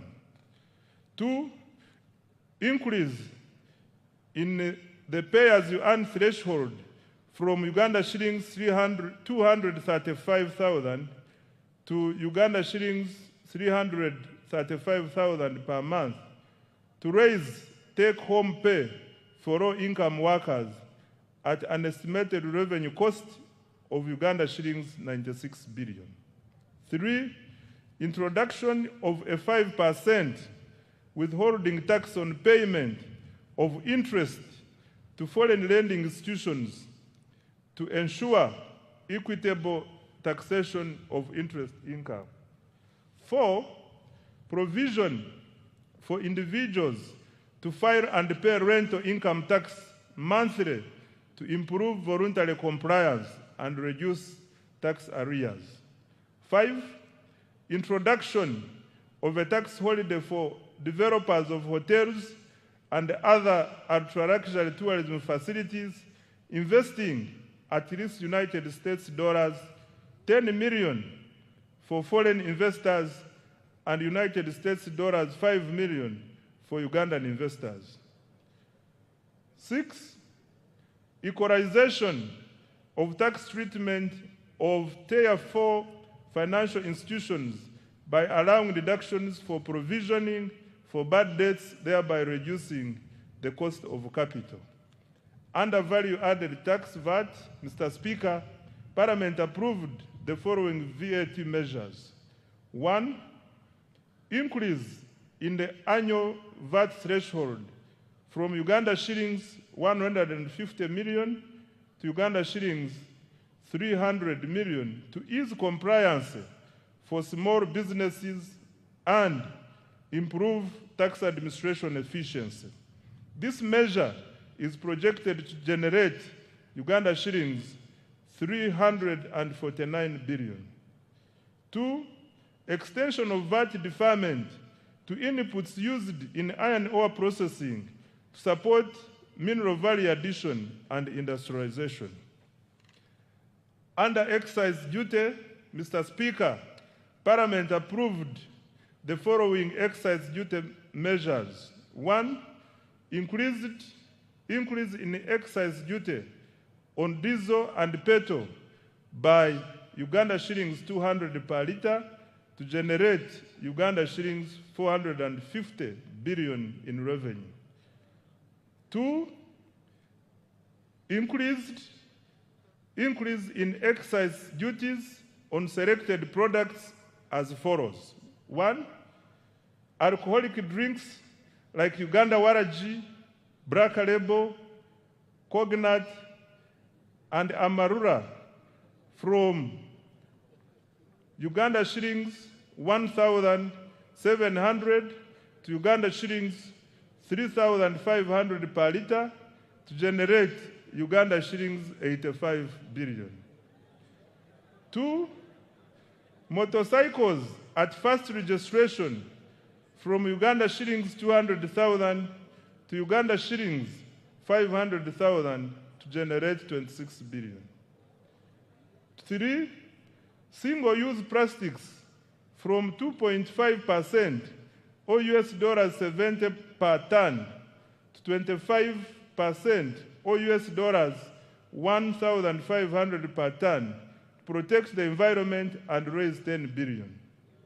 4.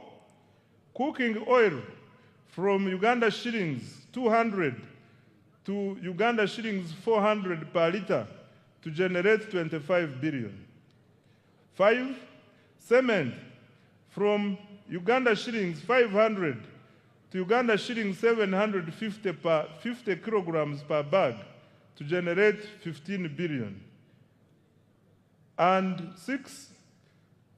Sugar from Uganda shillings 100 to Uganda shillings 200 per kilogram to generate 25 billion. Introduction of excise duty on selected products as follows. 1. Locally manufactured paints and varnishes at 3% or shillings 50 per liter or kilogram, whichever is higher, and imported paints and varnishes at 10% or Uganda shillings 2,000 per liter, whichever is higher, to generate 24 billion. And cooking fat at shillings 500 per liter or kilogram to generate 15 billion. On stamp duty, Mr. Speaker, a modest stamp duty has been introduced on the first registration and transfer of motor vehicles and motorcycles as follows. 1. Motorcycles, tricycles, and quadricycles, Uganda shillings 30,000. And 2. Any other motor vehicle, Uganda shillings 200,000. This will generate Uganda shillings 30 billion. Under the Tax Procedures Code Act, Mr. Speaker, Parliament approved the following tax relief measures. 1. Waiver of principal tax, penalty, and interest owed by a taxpayer to URA as at 30th June 2016. 2. Extension of the waiver of interest and penalties outstanding as at 30th June 2025, provided the principal tax is paid by 30th June 2027. On external trade, Mr. Speaker, Parliament approved an increase in environmental levy on imported used clothing from 15% to 30% of cost insurance and freight, CIF value, to support local manufacturing as well as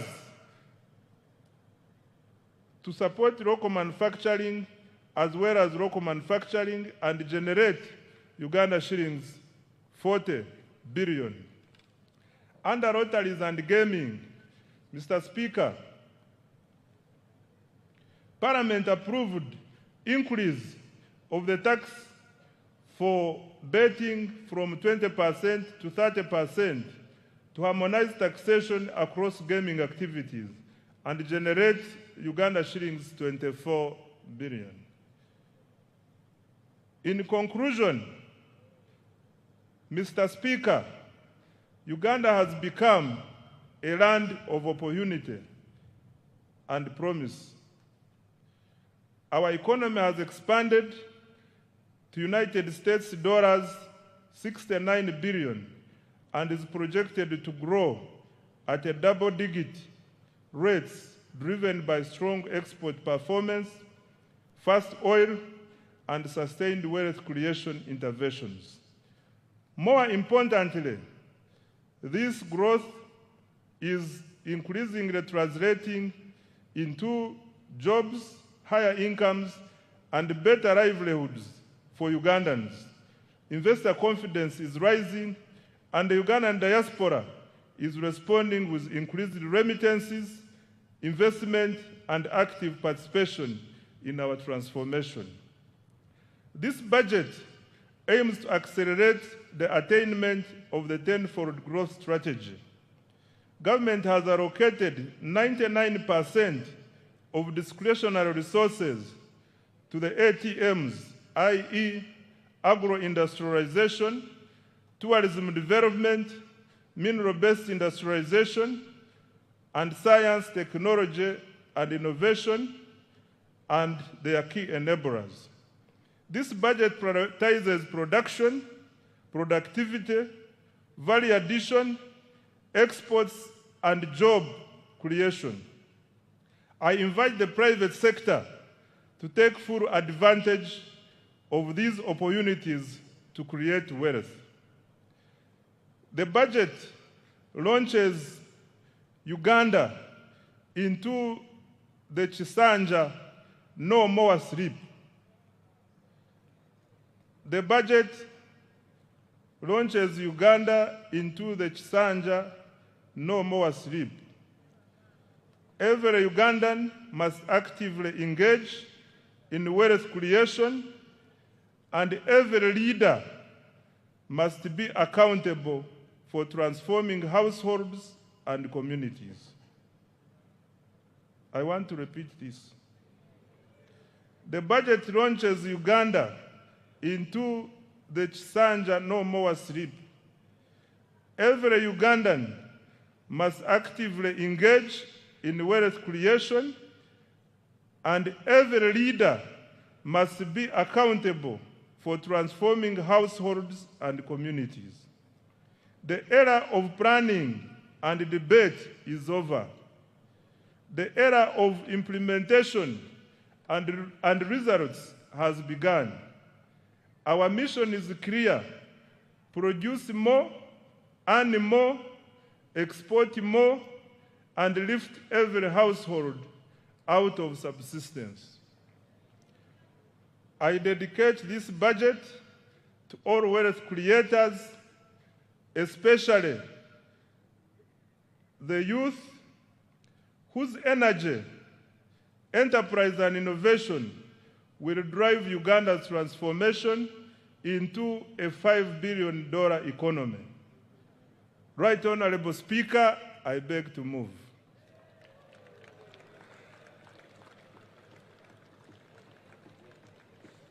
Thank you very, very much. I was wondering what you were drinking. I realized it was Uzima water that gave you extra strength. Thank you very much. Make the Honorable Minister of Finance feel welcome and appreciated for the good work. Thank you, Honorable Minister, and by extension, His Excellency the President, for your clear delivery of the budget speech for the 2026-2027. As I'm made aware already that every member of Parliament has a text as the budget speech already. I urge you to take note of the government's budgetary priorities and related matters for the coming financial year. This will greatly inform our legislative oversight. Honorable Minister, thank you once again. I didn't know you could stand for that long.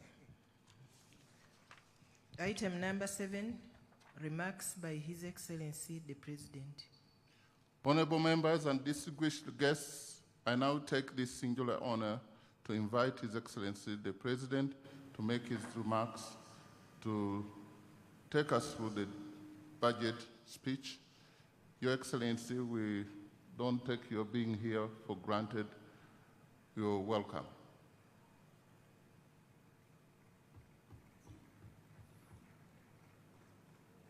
If you really want to stamp your feet, please do it.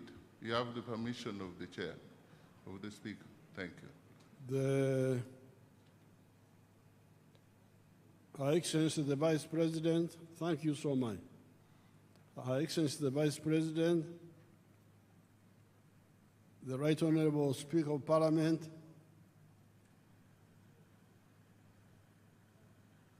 all the other political and state leaders,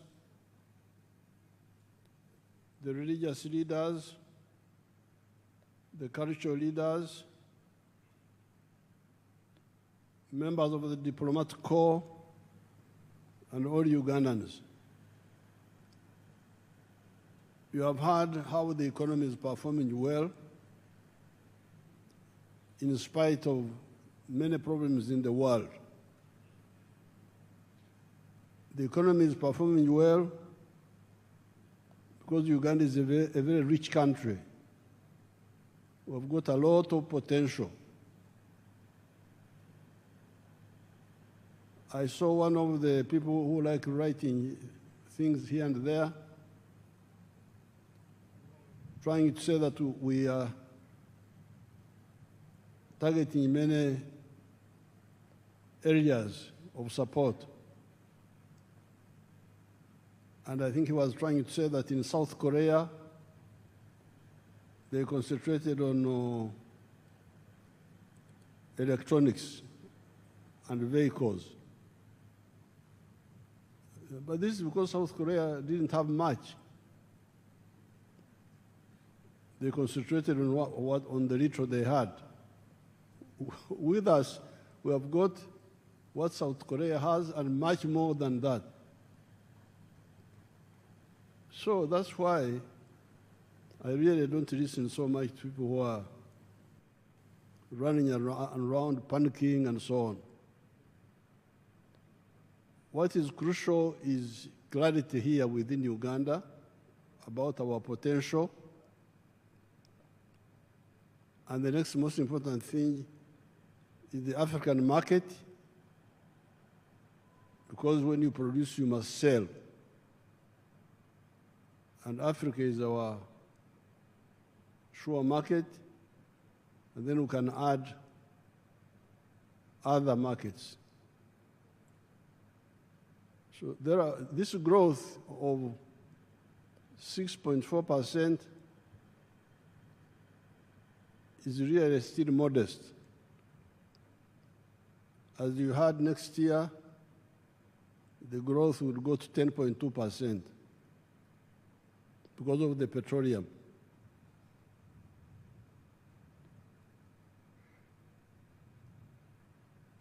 As you heard, the performance is good by world standards. But in my view, it can be stronger.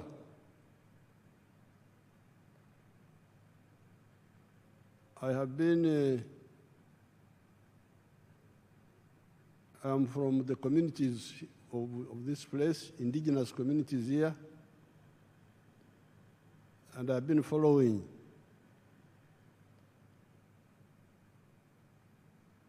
our developments for now 65 years, very closely. But what you need to know is that the aim of the NRM is not just growth, but transformation, socio-economic transformation. It is now, but before I talk about other things, I want us to solve this little problem of Ebola. Ebola is a very simple disease. It is not like Corona, as I said last night. Corona was very dangerous because it was spreading by breathing, which meant that if you saw the other time I got Corona from you people in Chankwanzi, when I took a group photograph with you people without my mask, I got Corona. And I was here for 21 days sitting in the house. So Corona was really dangerous. It was spreading by breathing. But this Ebola spreads only by contact.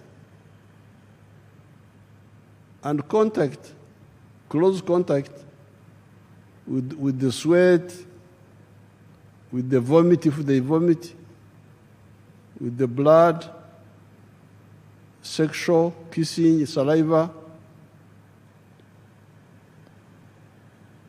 When the person is already sick, not showing symptoms of sickness. So therefore, really, it can be stopped. We just need to get rid of the carelessness. As I told you last night, we have had 19 cases so far. 14 from our brothers in Congo, 14 of them who came. 2 died. But those who came early, 4 of them have already recovered, the Congolese. 4 have already recovered and been discharged. The others are also recovering. They are not, our people think no more of them will die. And the 2 people who died were the Congolese from the 14. Now, the 5 Ugandans who were infected were the 4 health workers in one of the Kampala hospitals who handled the sick people without taking precautions. That's how 4 of them were infected. Carelessness. Now the 5th one, the Ugandan, was the taxi driver who drove the sick man from Hoima to here. I don't know whether he was greeting him or what, because just driving, if he sits in his chair and you sit in yours, why should he infect you?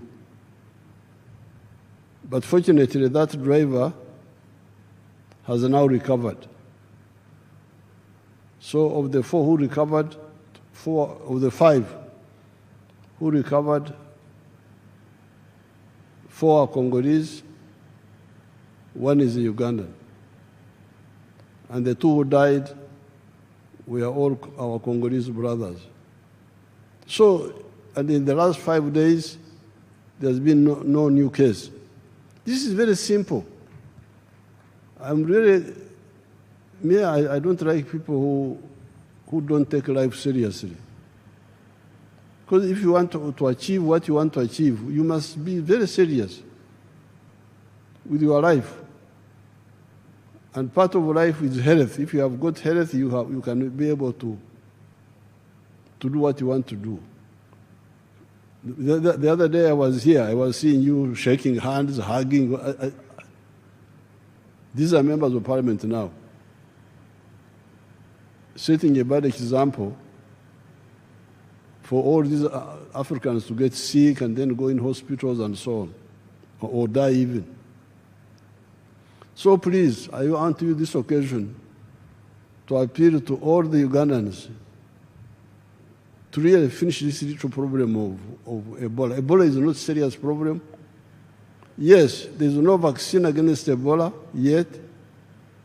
There is no direct medicine, but it is very easy to avoid, number 1.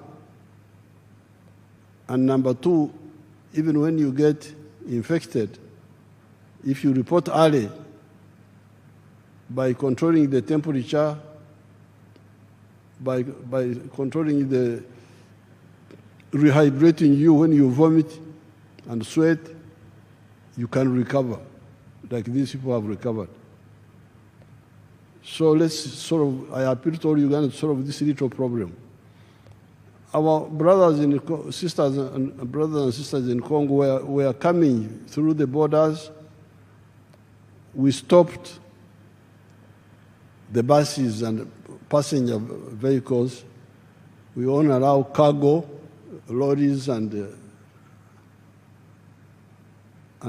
petrol tankers and so on.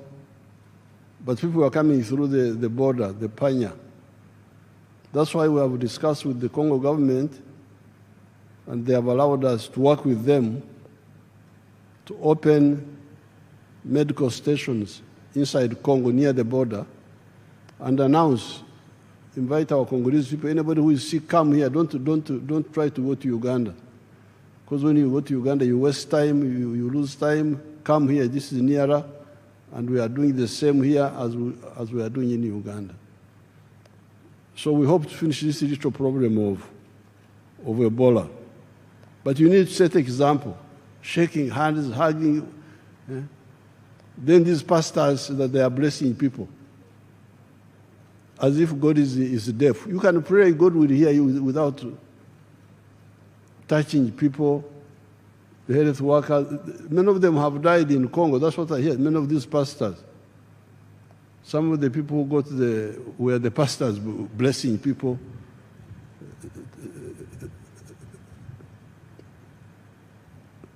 Now, coming to the budget, you need to get the strategic picture clearly.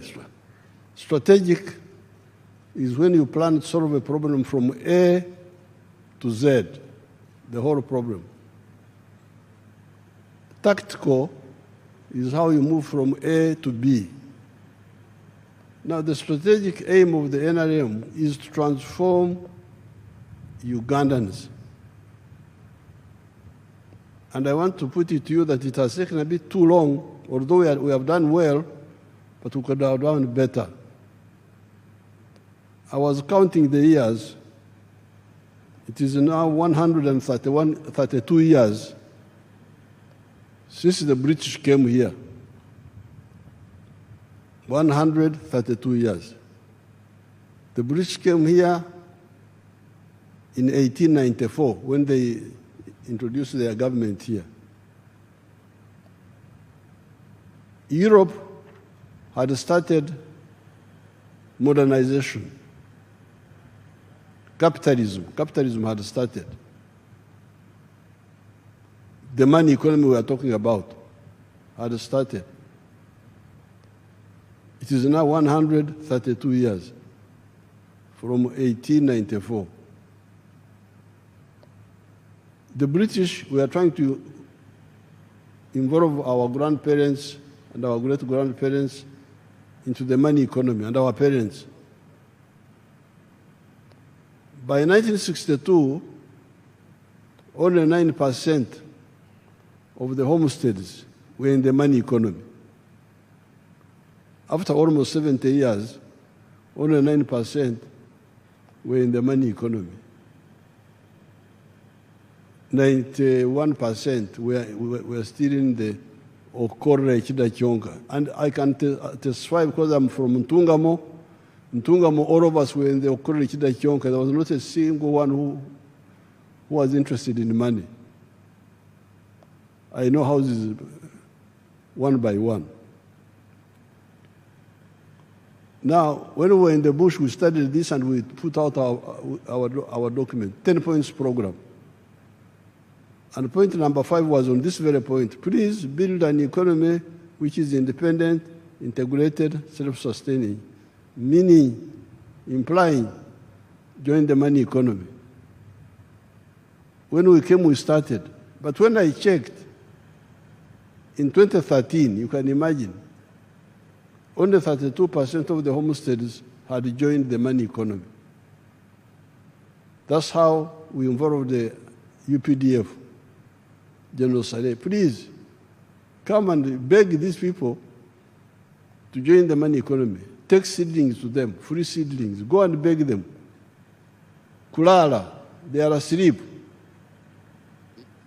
Then Saleh did his best. Now recently we have added PDM. But with all this, it's now 67% of the homesteads who are in the money economy with some chibaro. 33% are still refusing to join the money economy. So this is the challenge. That's why we are saying, please, I'm really saying now, no more. We can't go on like this. And this is the work of the leaders. The leaders, the Banyankore say, Amushogomfu no mwekoreire. The eyes of the dead body are the eyes of the one who is carrying the dead body. If the one who is carrying the dead body falls in the pit, the body also will fall in the pit. I saw this. I'm here. I'm not a story. I am alive. We started with those Banyankore who are very difficult, like the Karamojong, wild really, and we changed them by engaging them. So therefore, what we said the other time here, now that especially there's this money which is already there in the villages, all the leaders, certainly all the ministers, must take the lead in checking parish by parish what is happening to make sure that all these people stop kukongora, stop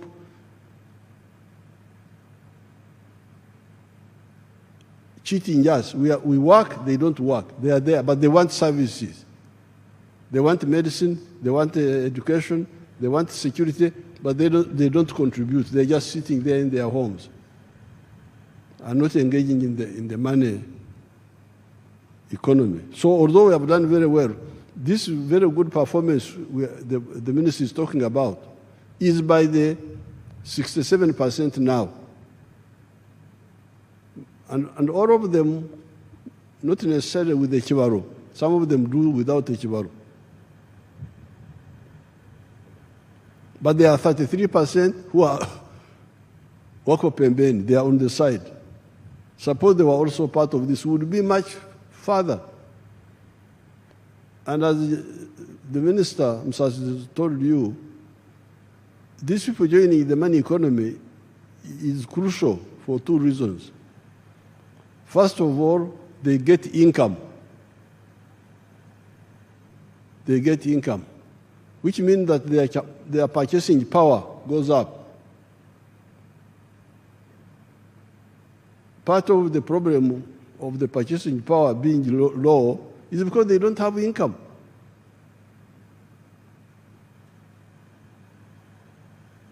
I am a wealth creator. I produce milk. But if you look at the figures, the production of milk is now as I was telling you the other day, 5.4 billion liters. But the internal consumption here is only 800 million liters. So that's why you hear we say there's too much milk in Uganda. We must export. But this is an artificial situation.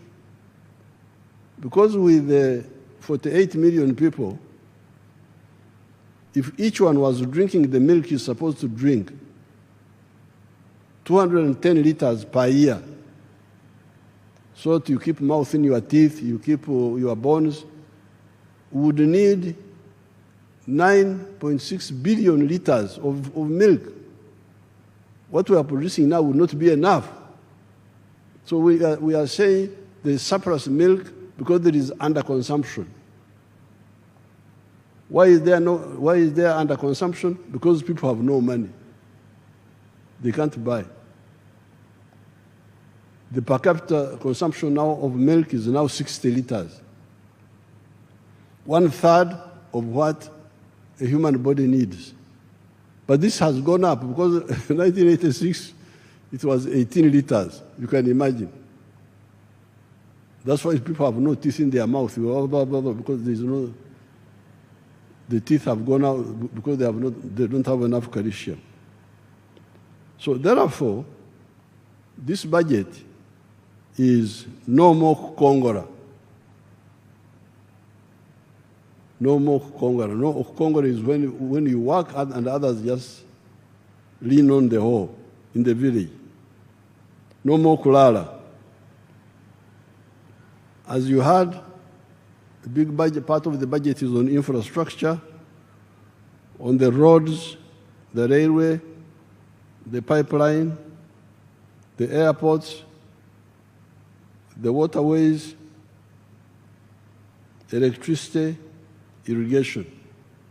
These are all, as the minister was saying, enablers to enable production to be done cost effectively, low cost of doing business in Uganda. Now, then the other challenge is on the service delivery. Again, that's where you, the leaders, must come in. Because medical care, Health Center 3, is in every sub-county. These sub-counties are in Uganda. They are not in Congo, they are not in Kenya, they are here. Why should there be no medicine in the health center? Maybe that medicine has been stolen, but the member of parliament doesn't know and doesn't follow up. And people are crying. Then you have the government officials, the Gombora chief. That's why the local government must be very, very strict.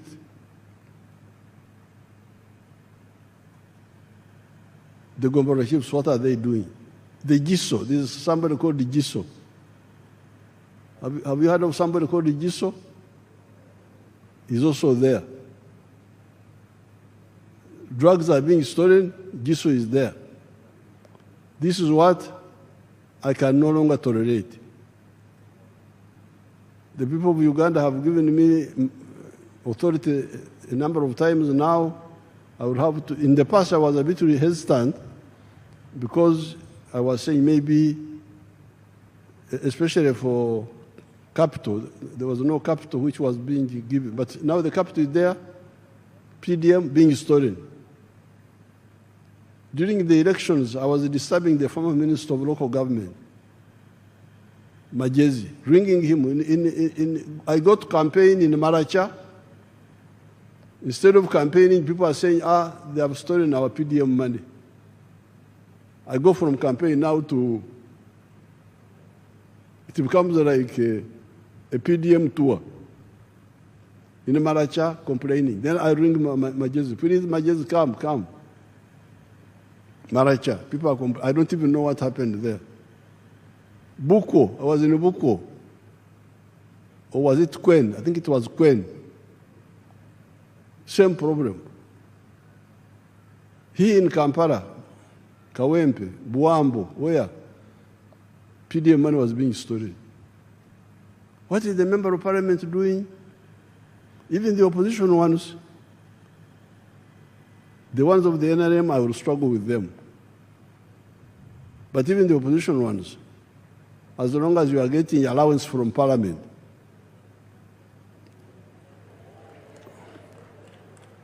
and you don't go to check what is happening, I would ask you, the Attorney General, to see how I can deal with you also. Because if you don't want to monitor, don't take the allowances.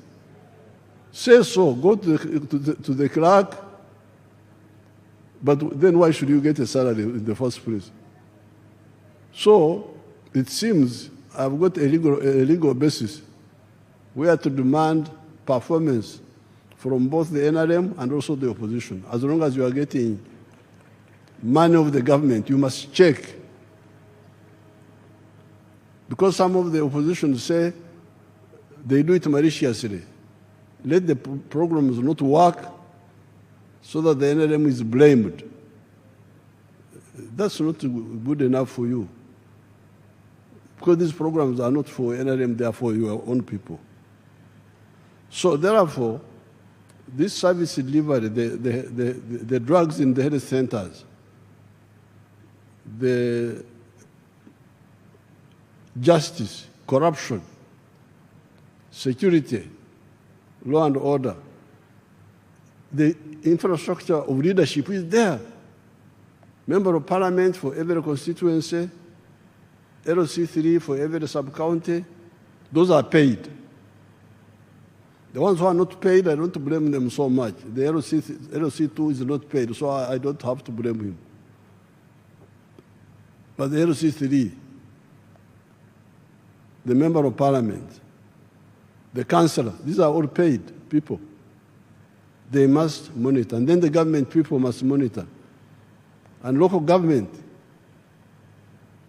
must monitor them, the chief administrative officer. That's why I put in local government some people that people have been saying they are cantankerous, quarrelsome, like Barugahara and Namere. Namere is famous for quarreling, so you go and quarrel with them.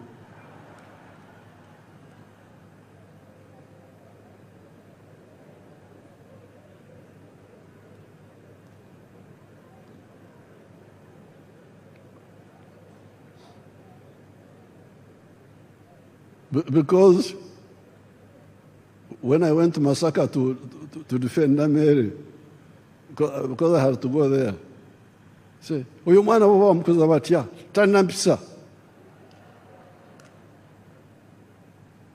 I said that, but if the lack of mpisa is to, because in Uganda, if you say a thief, and you say you are a thief, tana mpisa.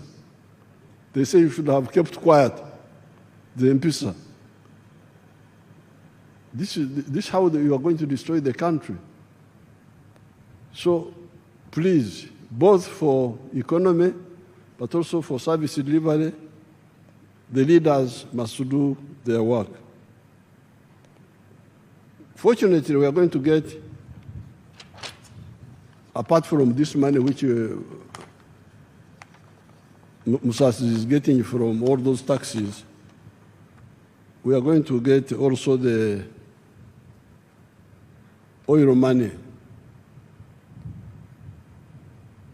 The government will be getting an extra $1.5 billion per year as its share of the government money.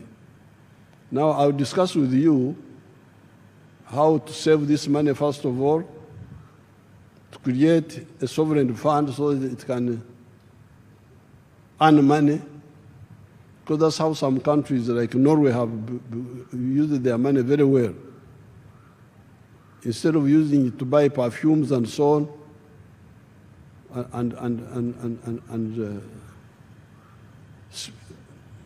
and whiskers, they put their money somewhere and it is gaining interest.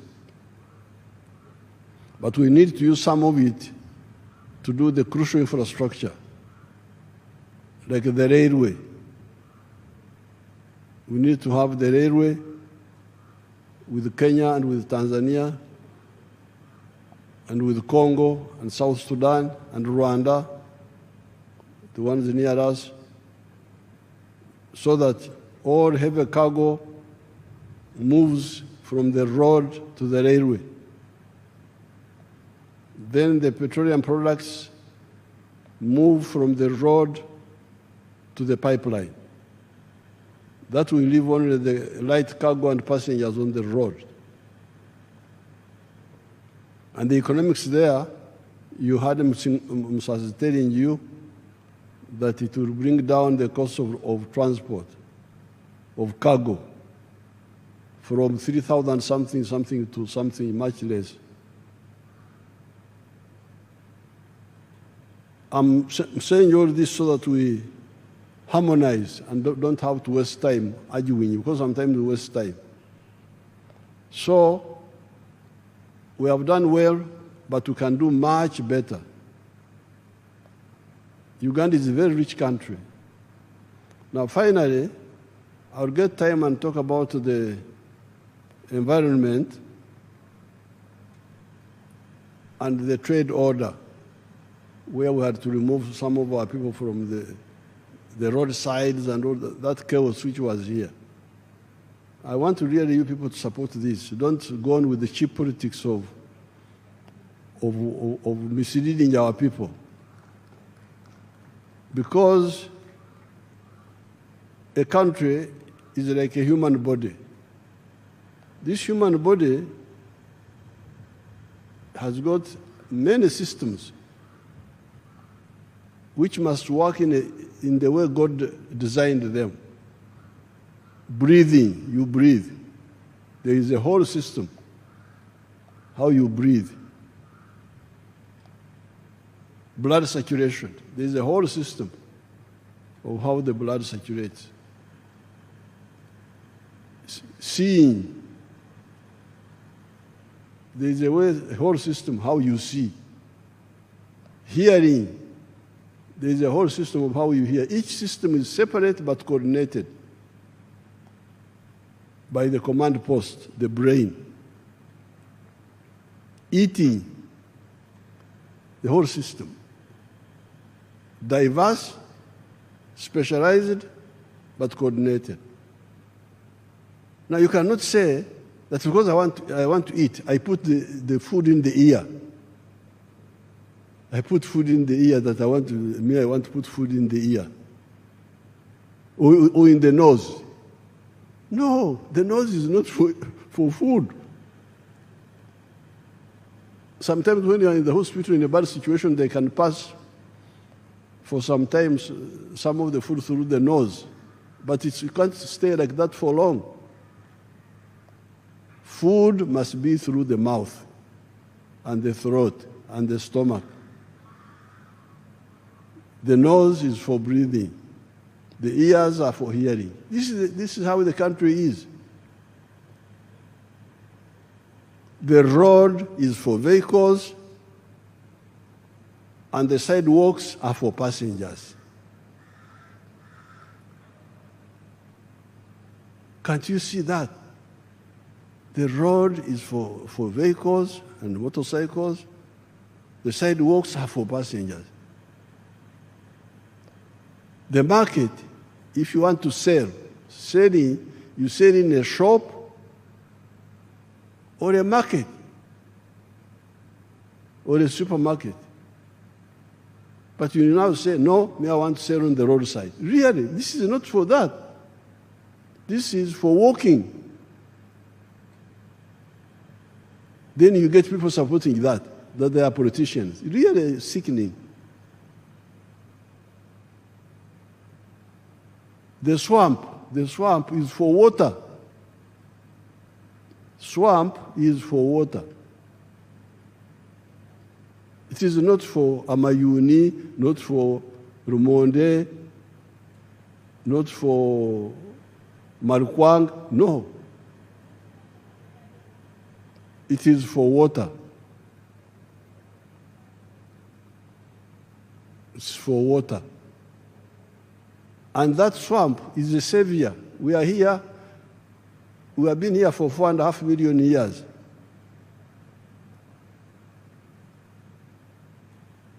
And these things came recently, the permanent buildings, vehicles.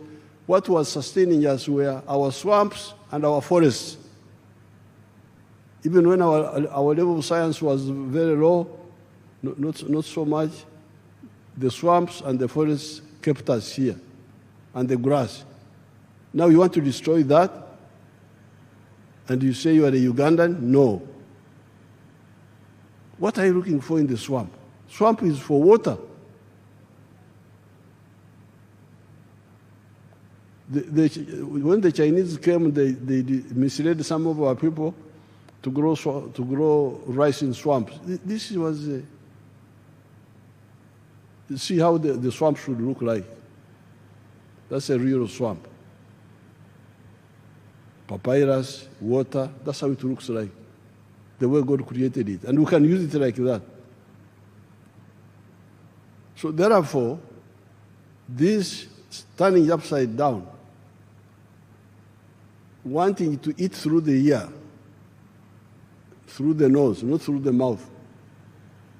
You put food in your eye that you are eating. This is suicide. Even this Ebola you are talking about, why didn't we have Ebola in the past? I had never heard of Ebola. We had other diseases, but we have never had historically, I've never had, except recently. And I think it is because people are invading the habitats, part of the problem, the habitats of these animals in the forest. Show them the picture of Nabanja, how Nabanja was saving Bugoma forest. They showed it a bit here. See how criminal these people are, the ones you are defending. Bugoma forest. They were showing it here, to put it back again. You see how, see how, what damage they have done. That is, you see these criminals now. Look at the trees they are destroying. These are the people you are defending. What good are these? Whose interests are they serving? These are enemies of Uganda. But I will get time and write something on that. So for now, please let all the political leaders take the lead in getting our 33% of the people who are outside the money economy to join the money economy, do so with the Chibaro, then we deal with the others, value addition and so on, like the minister was saying. I thank you and I wish you good luck.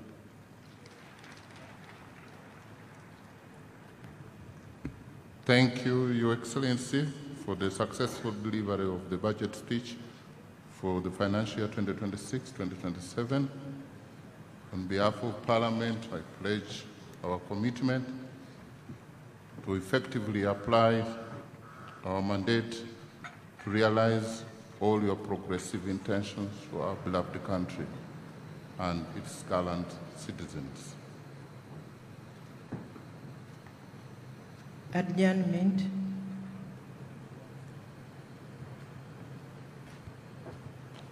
I once again want to thank you, Your Excellency, and all dignitaries for gracing this year's budget speech. I pray, may God bless you all. May God bless Uganda. Honorable members, the House is adjourned to Tuesday, 30th June 2026. The anthems.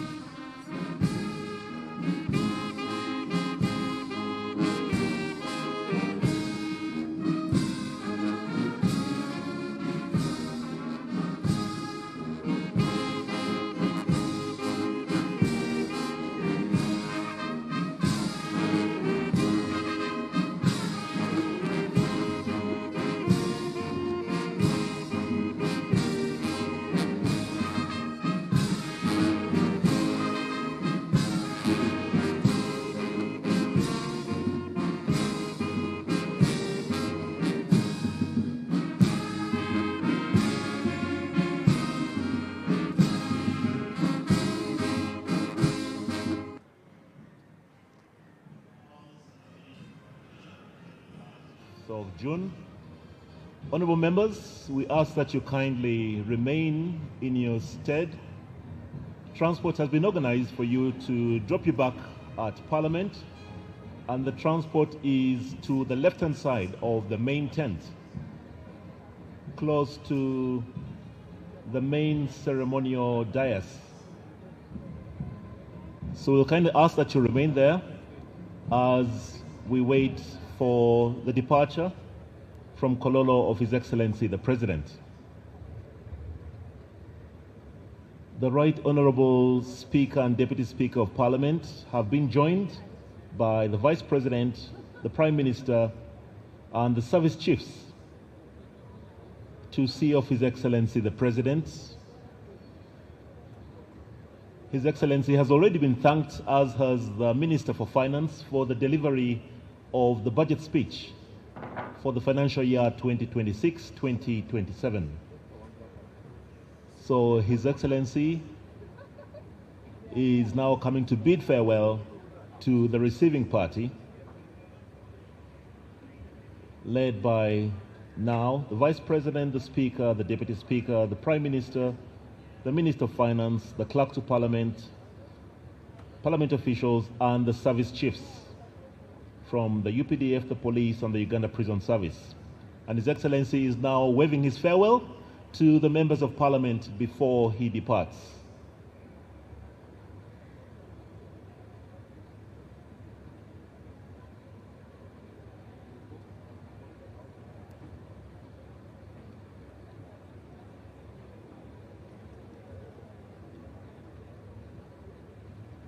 And of course, with the departure of His Excellency, the President, we expect that departures are going to be in reverse order.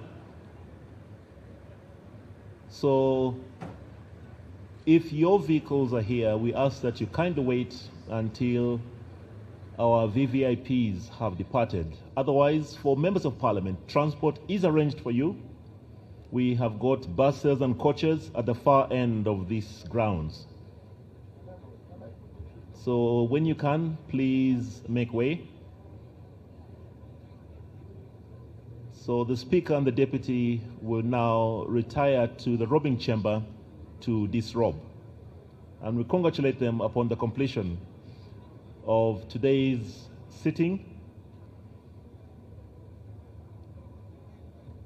So even now that His Excellency is making his way out of Kololo, we remind members of Parliament that transport is arranged for you at the far end of these grounds, in the same direction as where His Excellency had departed at the start of the red carpet. Beyond the flags, we have buses and coaches waiting for members of Parliament. To all our service providers who have ensured that we had a successful day here, to all the staff of Parliament who committed a lot of time and effort to make this day a success, to the different bands, the police and the prisons band, and everybody else who contributed to make this day a success, we thank you very much. Have a lovely evening.